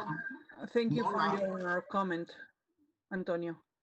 Mona has access as UK and Ireland section to Zoom. I communicated with UK and Ireland section about that. We obviously can consider possibility of providing Zoom facility for Region 8, but we need to look at the detail. It's not trivial answer. I looked provision of this and it costs quite a lot of money, but we could consider that. Thank you, Adam, for your comment.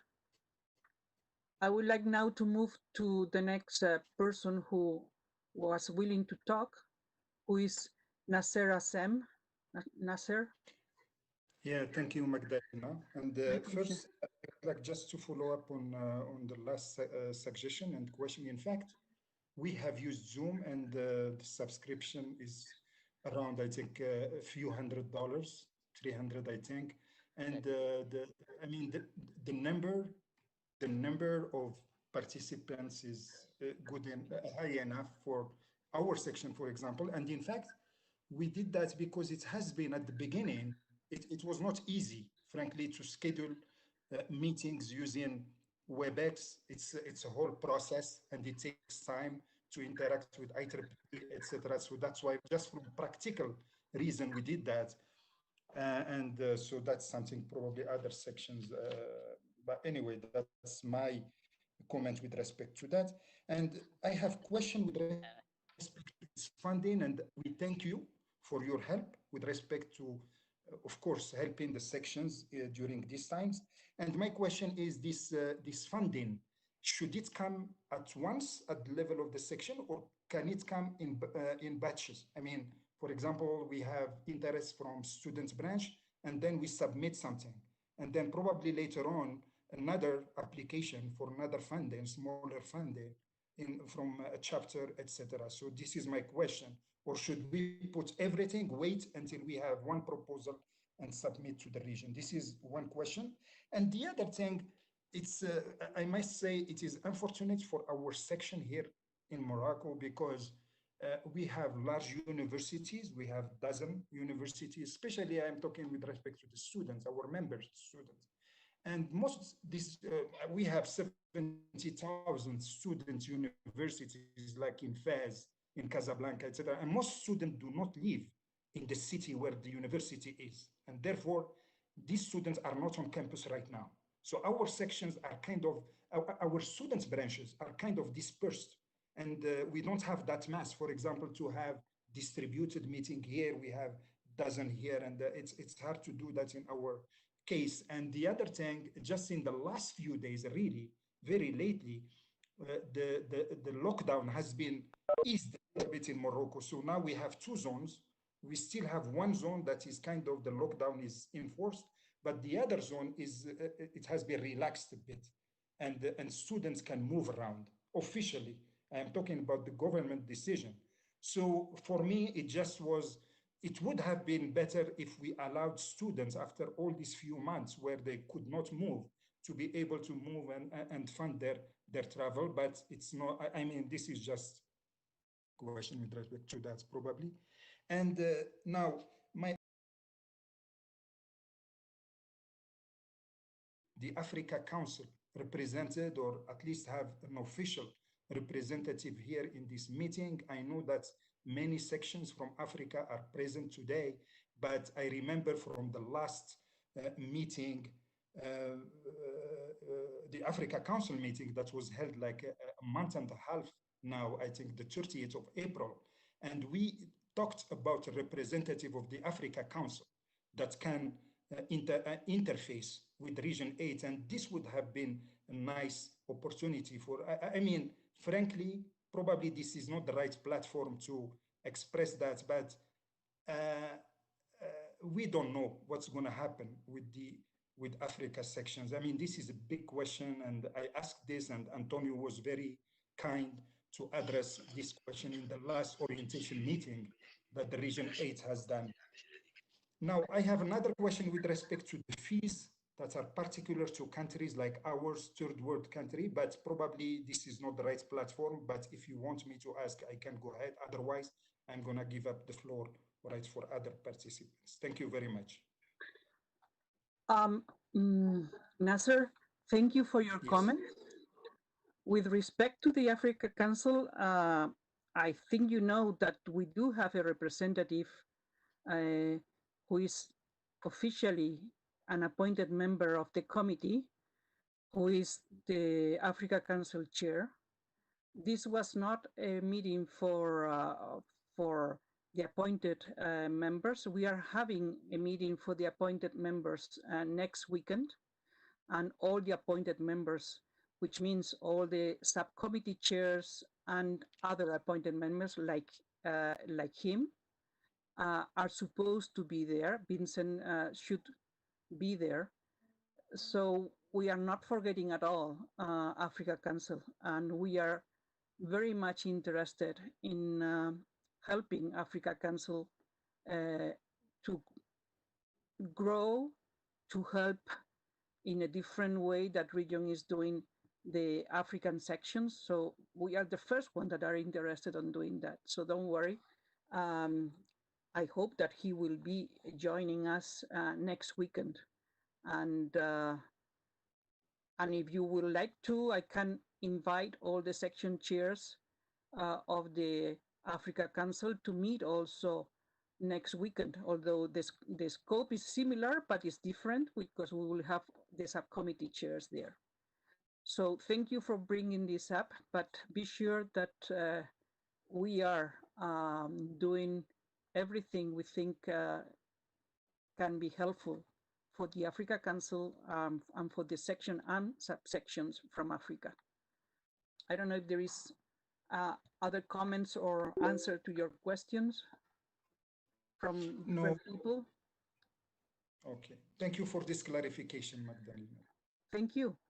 Yeah, Magdalena, there was this question from Nasser about the students not residing in the cities, and yeah, we are aware of that, and it's certainly a pity. We know that this program or proposal that we are presenting will not reach every member in every section. It's impossible in these times. Yeah, what we can do is to do our best given the circumstances and the regulations that we have, and hope that these circumstances will improve in the coming months. But it's a pity that not everyone will be able to meet in person yet. Thank you, Antonio. So any other comment for Mohammed? Just for the application to these funds, this help from Region 8, I mean, can it come in different bigs, I mean, or ways, or just one at the level of the section? I asked this question. Yes, that was your question. Sorry, Nasser, we didn't answer that. No, I think we can have many of these. This is the idea, to have distributed meetings. We know that there are large sections. Morocco is geographically spread, and yeah, other sections as well, and also some other are smaller. So anything is possible, right? So if you can have like 2, 3 different meetings in different places of the region, that's more than welcome. Thank you. Thank you again. As I understand, sorry, I just add here to the answer of Antonio. As I understand, NASA wanted to know whether one application needs to be made. No, you can apply anytime you like for any meeting you like, and could be several applications. Thank you. I think this is what Antonio meant. Oh, our next person in the list is Anton. Anton, you're welcome to speak now. Yes, I'm here. Thank you for Thank you. What we want to share is our experience in this virtual meeting. Our section was held in a relatively small conference.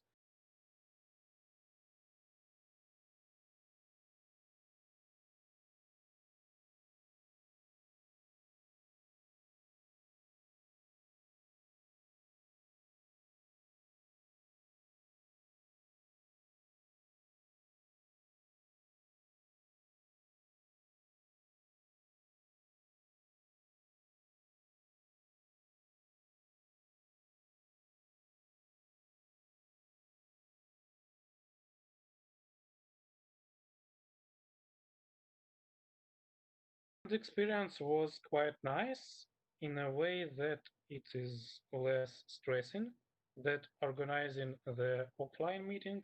You don't need to run and solve some local issues. So yeah, something like that. And audience was kind of very welcome with that change, and it helped us to increase the number of participant countries. So we have a lot of participants from Europe, some newcomers from South Africa, China, Kazakhstan. So yeah, it's become more and more international. So, and maybe we are considering doing the next conference next year also in online form. Well, that was kind of it.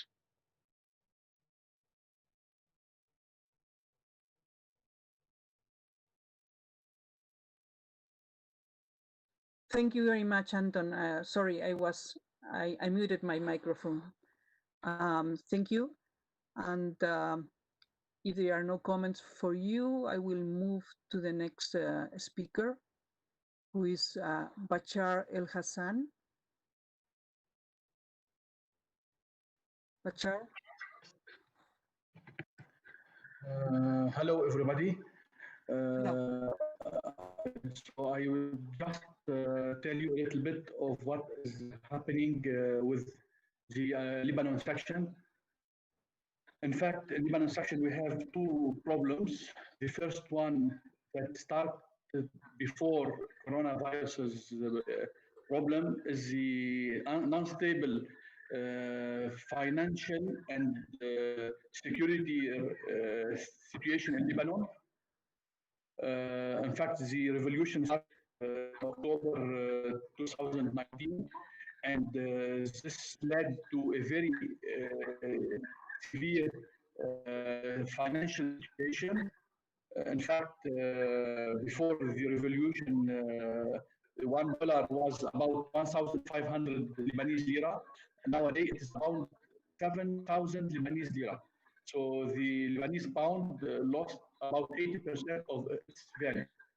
In fact, this is a very big problem for us at the beginning of March for renewable of membership. And in fact,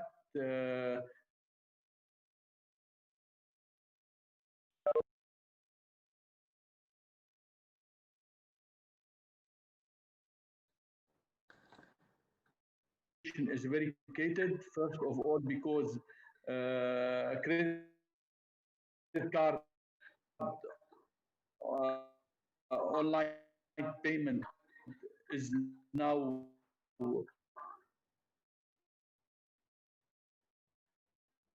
of Lebanese lira. So now a day, $100 is about the half salary, is the salary of 1.5 months for a regular employee. This I mentioned this problem in my report of March and Varsovia.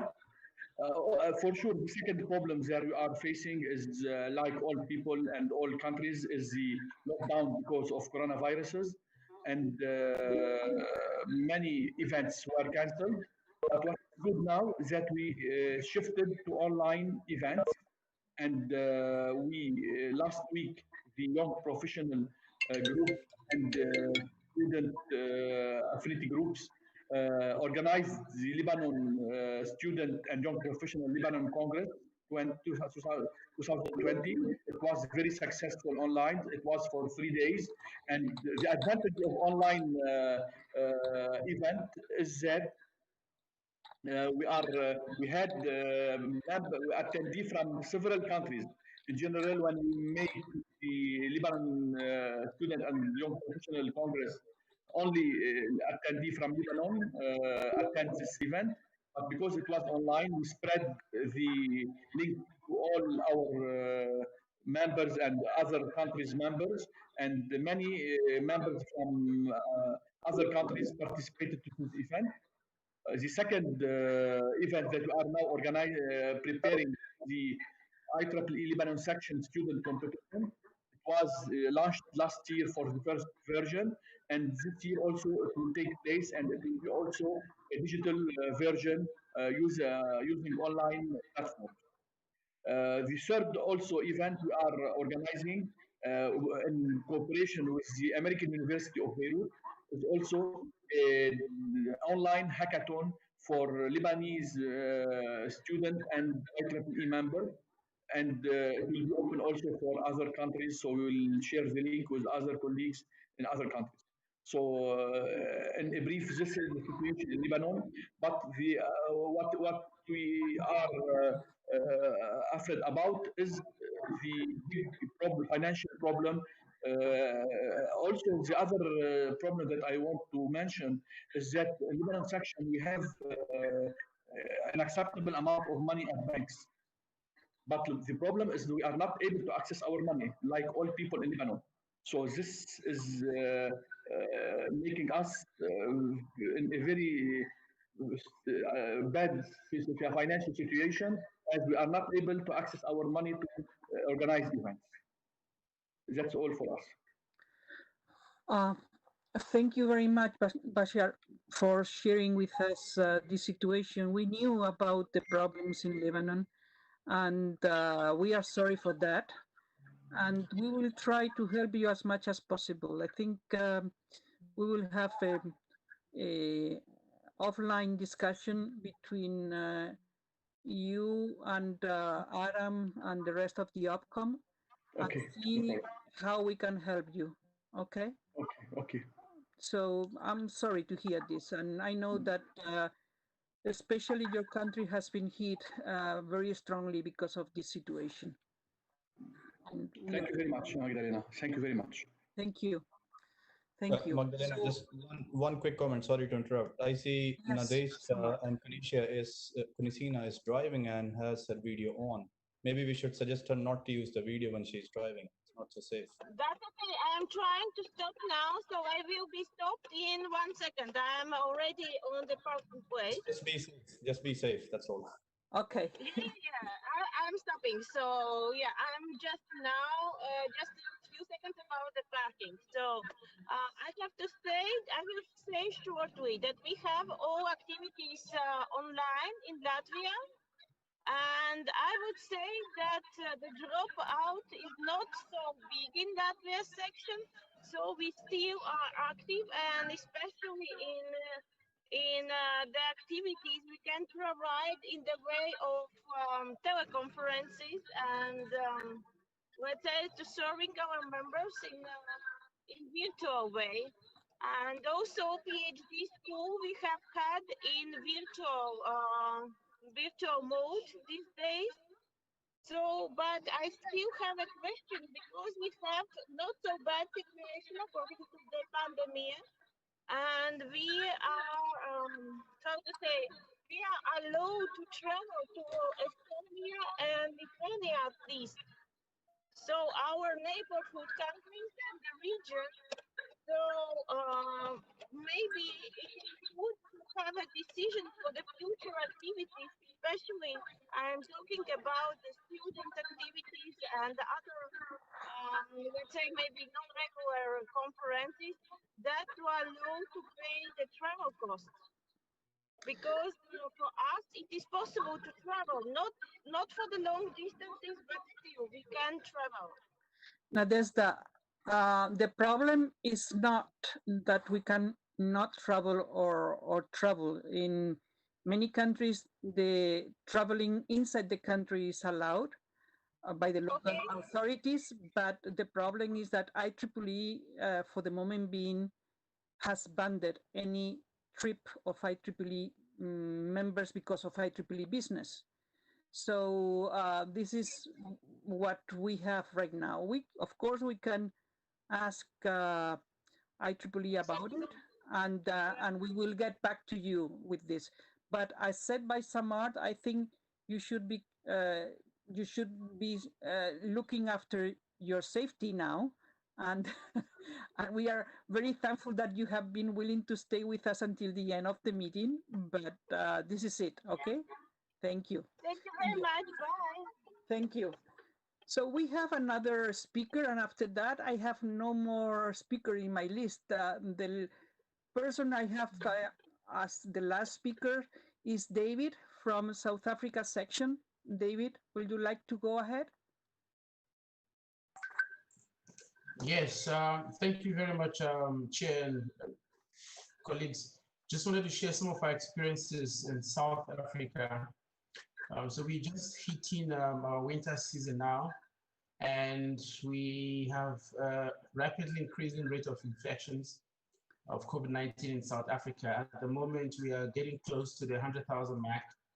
And where I live in the Western Cape, precisely Cape Town, is the epicenter of the coronavirus, COVID-19 in South Africa. So we are roughly at the point where most of Europe was about 2 months ago. That's just to put the background into where we are. And as a result, the academia and industry is heavily affected at the moment. We just got to level 3 lockdown, which does not allow travel within the country, but within your city with some restrictions. Most of us are still working from home. The strategy that we have put in place as a section is to focus on online webinar. That information was sent through as a section strategy.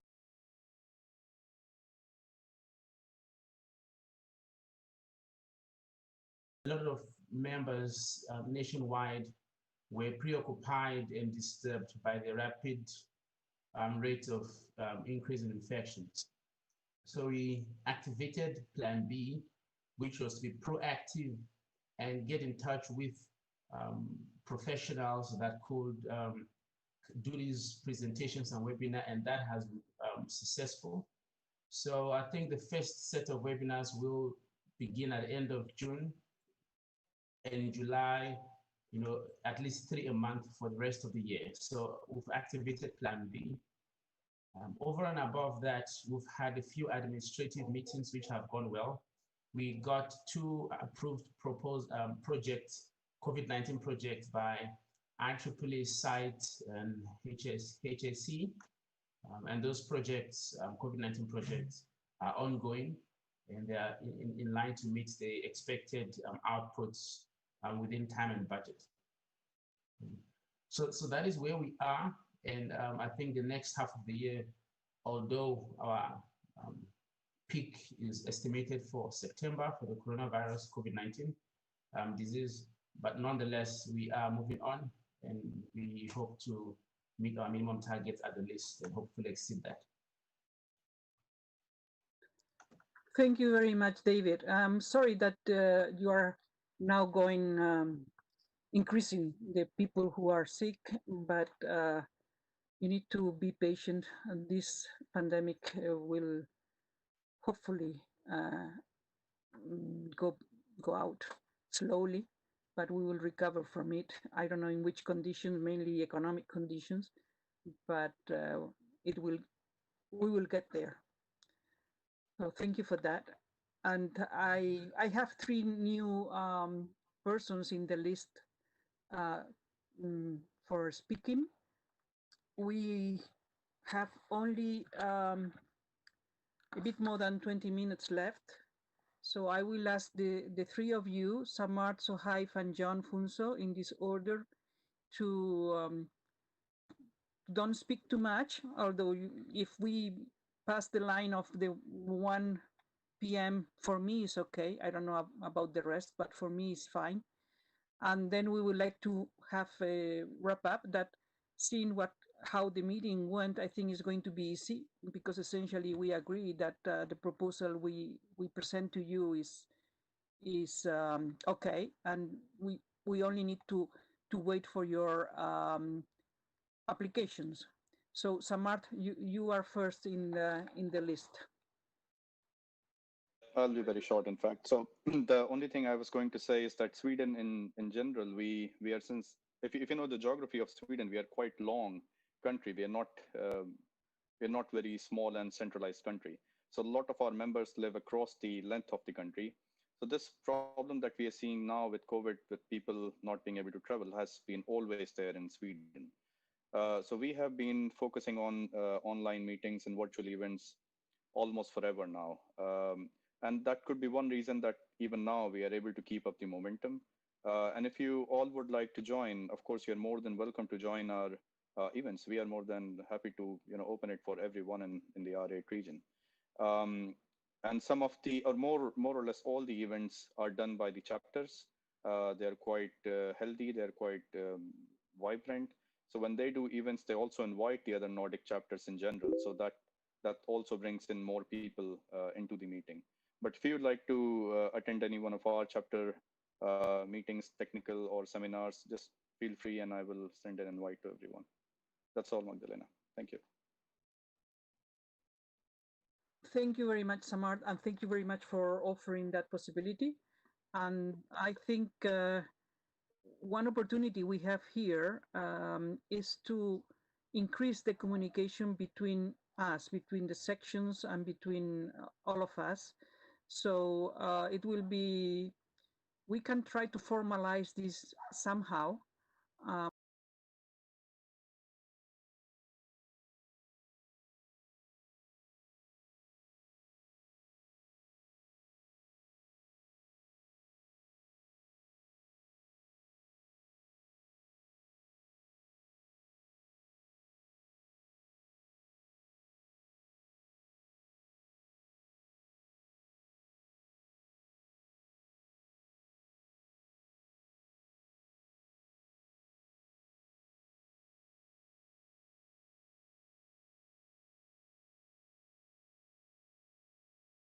A large amount of people in the meeting, like we experienced in March with the Region 8 meeting, and we have experience also with the meetings for the IEEE board of directors and so on. There are many people there at the same time, and we can do it. So thank you very much, Samart, for doing this, and let's see if we can think of a way of spreading the communication between us.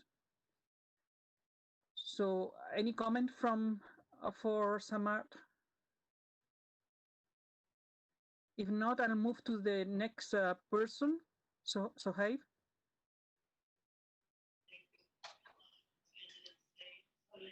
Right. Sorry, Magdalena. I think because I had some technical, this is Mona speaking, I had some technical issue and I didn't have the option for raise hand. I asked Sohaib to do it on my behalf.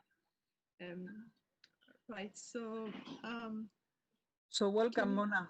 Thank you. Can you hear me? Welcome. Sorry for I didn't know that that was you and not Sohaib who were willing to speak. So welcome, and of course you are welcome to speak.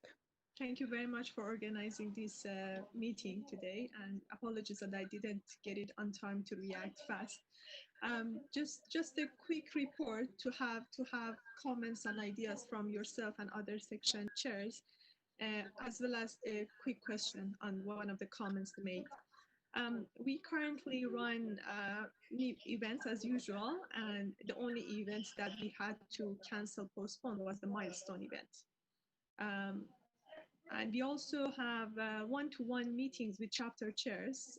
We currently have had over nearly 20 meetings, mainly to discuss how health check for our activities, and also to see whether chapters can potentially contribute to the COVID-19 situation on technical level.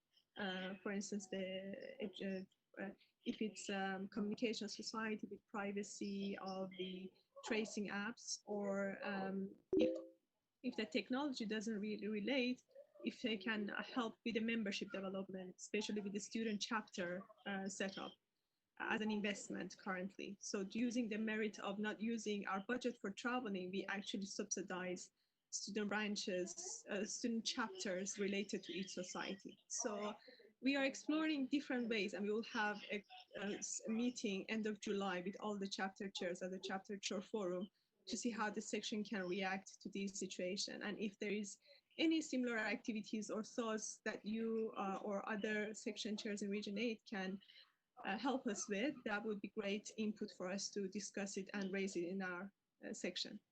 The second point, which is a question actually with regard to comment made, the events that we run, I think we can also again use the merit of not traveling, and we have a visa-free attendance and all those overheads that we usually have. Although we miss the luxury of having face-to-face interaction, we support the idea that you raised to open up our events for other Region 8 meetings. If we can have that central point for the website, we can share our events and website directly, so other Region 8 section members can also join. The only point that came to me is the license, the limit of the participants of the license. I don't know how many is in WebEx, but the Zoom account we have upgraded it to have multiple hosts for convenience, but we can only host 100 people.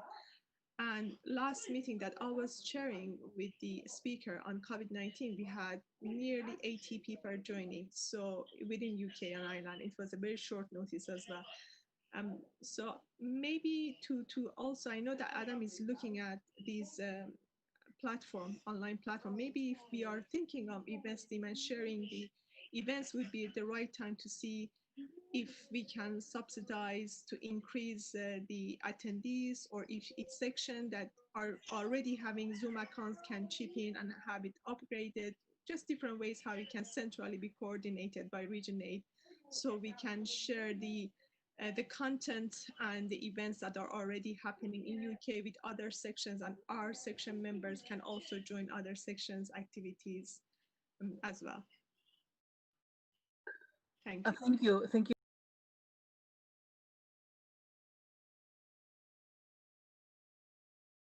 In this month, and I know it's much more limited than WebEx. So I know that there are people that prefer it. I don't know exactly why.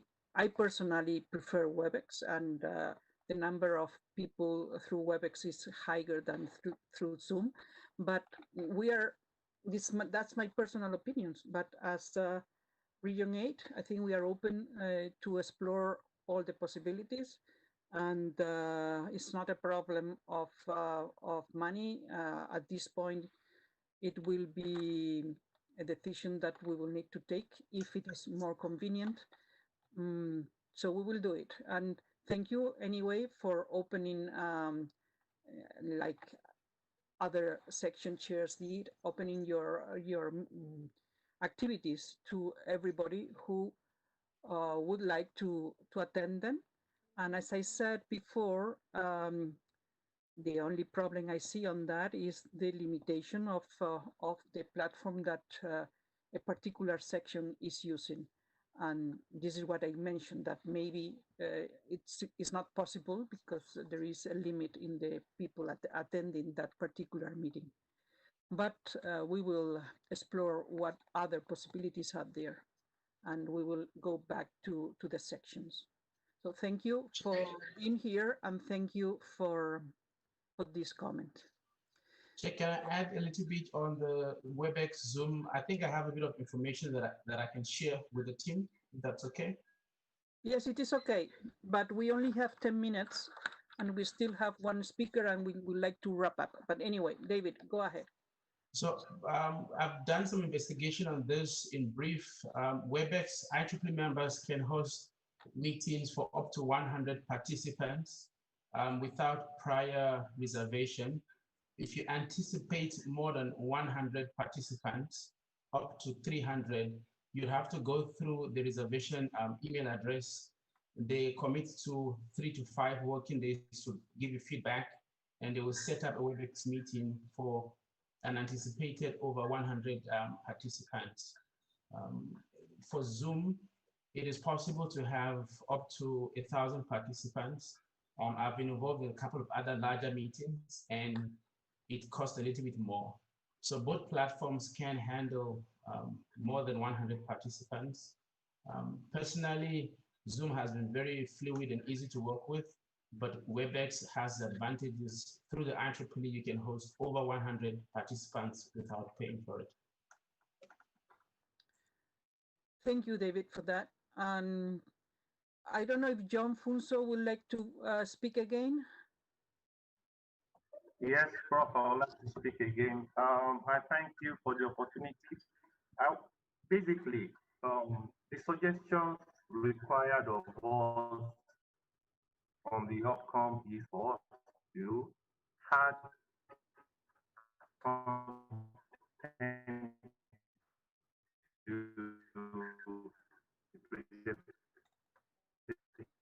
John, your voice is breaking.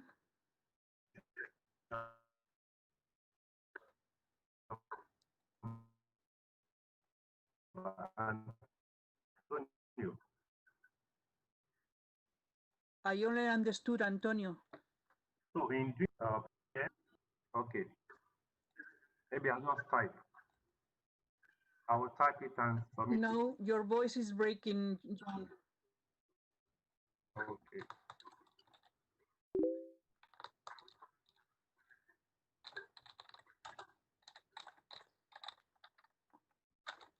Okay, don't forget that all of you are most welcome to communicate with us.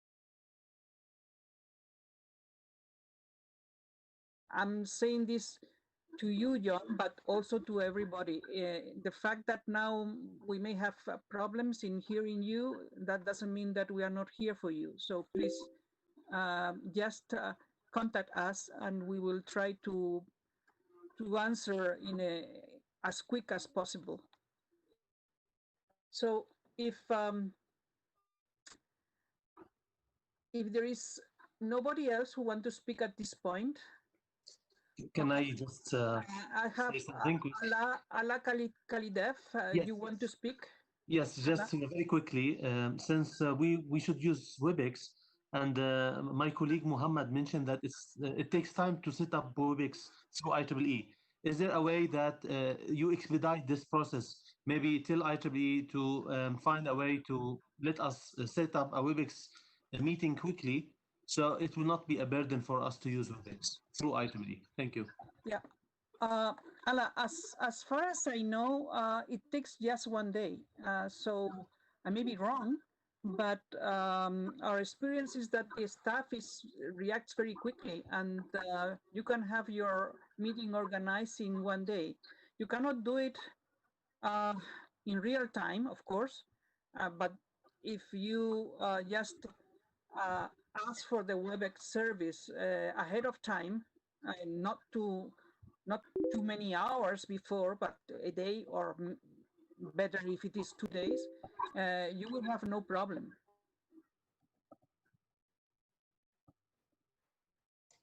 Thank you. Thank you. Thank you. So I think I should close at this point this part of the meeting.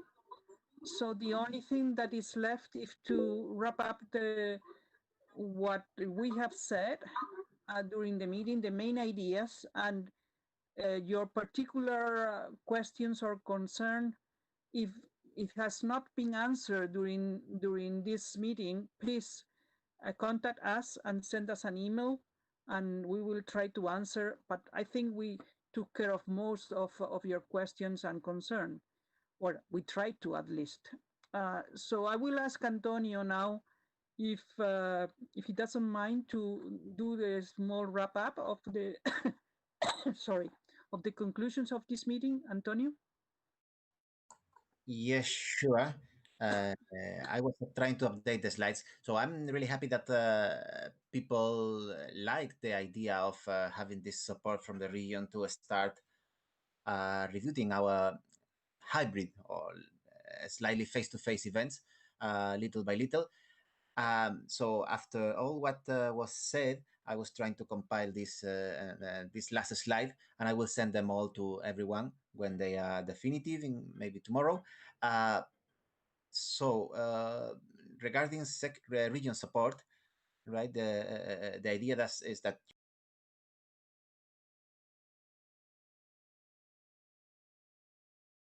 and vice chairs to evaluate them, right? And we will need very little information, just the event content, what you plan to do, date and time and location, where, when and where, and then the number of people that you will invite, or the type of people, like you will invite students in this student branch or members of this chapter or whatever, and the number of people that are allowed by the local regulation, what are the limits that you have then.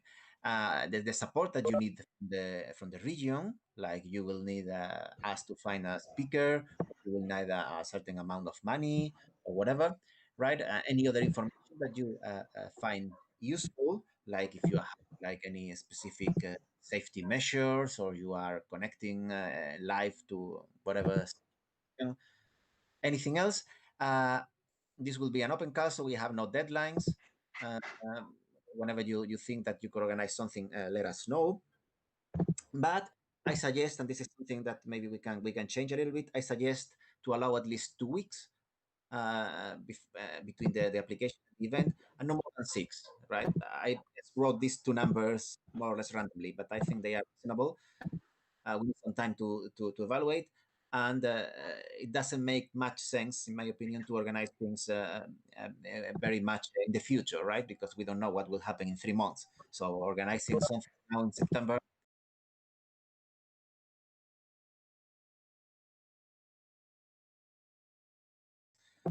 like a rough guideline. Of course, some variation of that is okay, right? I don't know if you agree with this 2 to 6. We can comment, or you can send email to us if you wish.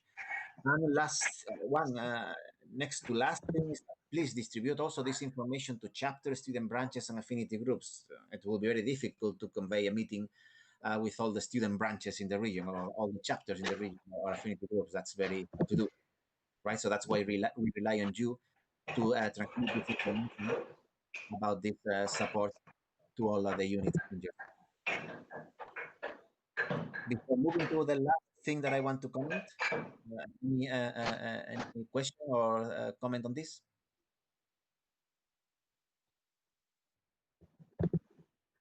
The only comment I have is that, as I said before, in reply to one of the comments, next weekend we are having a meeting with the subcommittee chairs. That include the chapter coordination, of course, the affinity groups subcommittees. So we will rely to them this information, but it is helpful. I mean, I think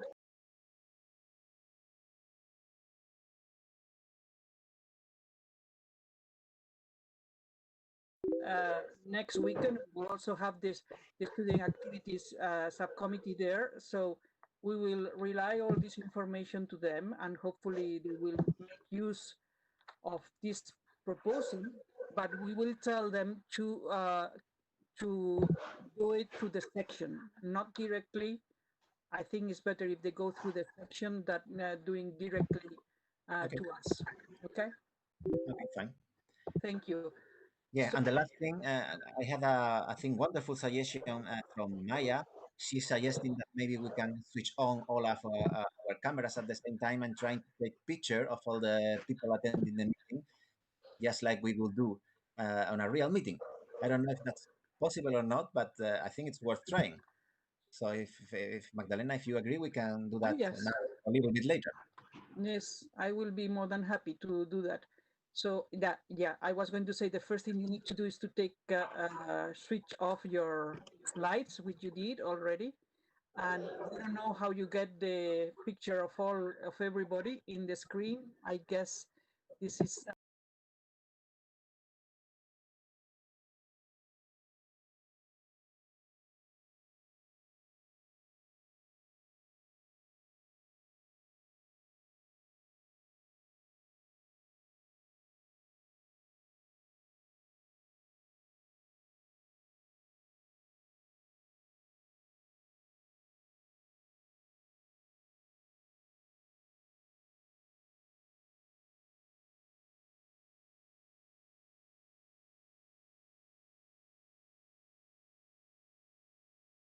talk to each other, that we see each other at least in this limited way, but this is the best thing after a face-to-face meeting.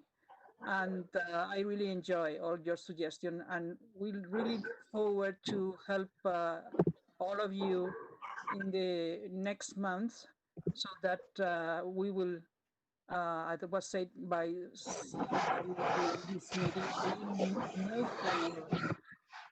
So thank you, and I think this is time to adjourn the meeting. After, if we want to try once more, Adil, photograph of all of us. We lost some people in the way. Some people left this time, and because they weren't unable to stay for longer time. But otherwise, we can close the meeting here. Thank you, and bye-bye. Thank you, Prof. Bye-bye. Thank you. Bye.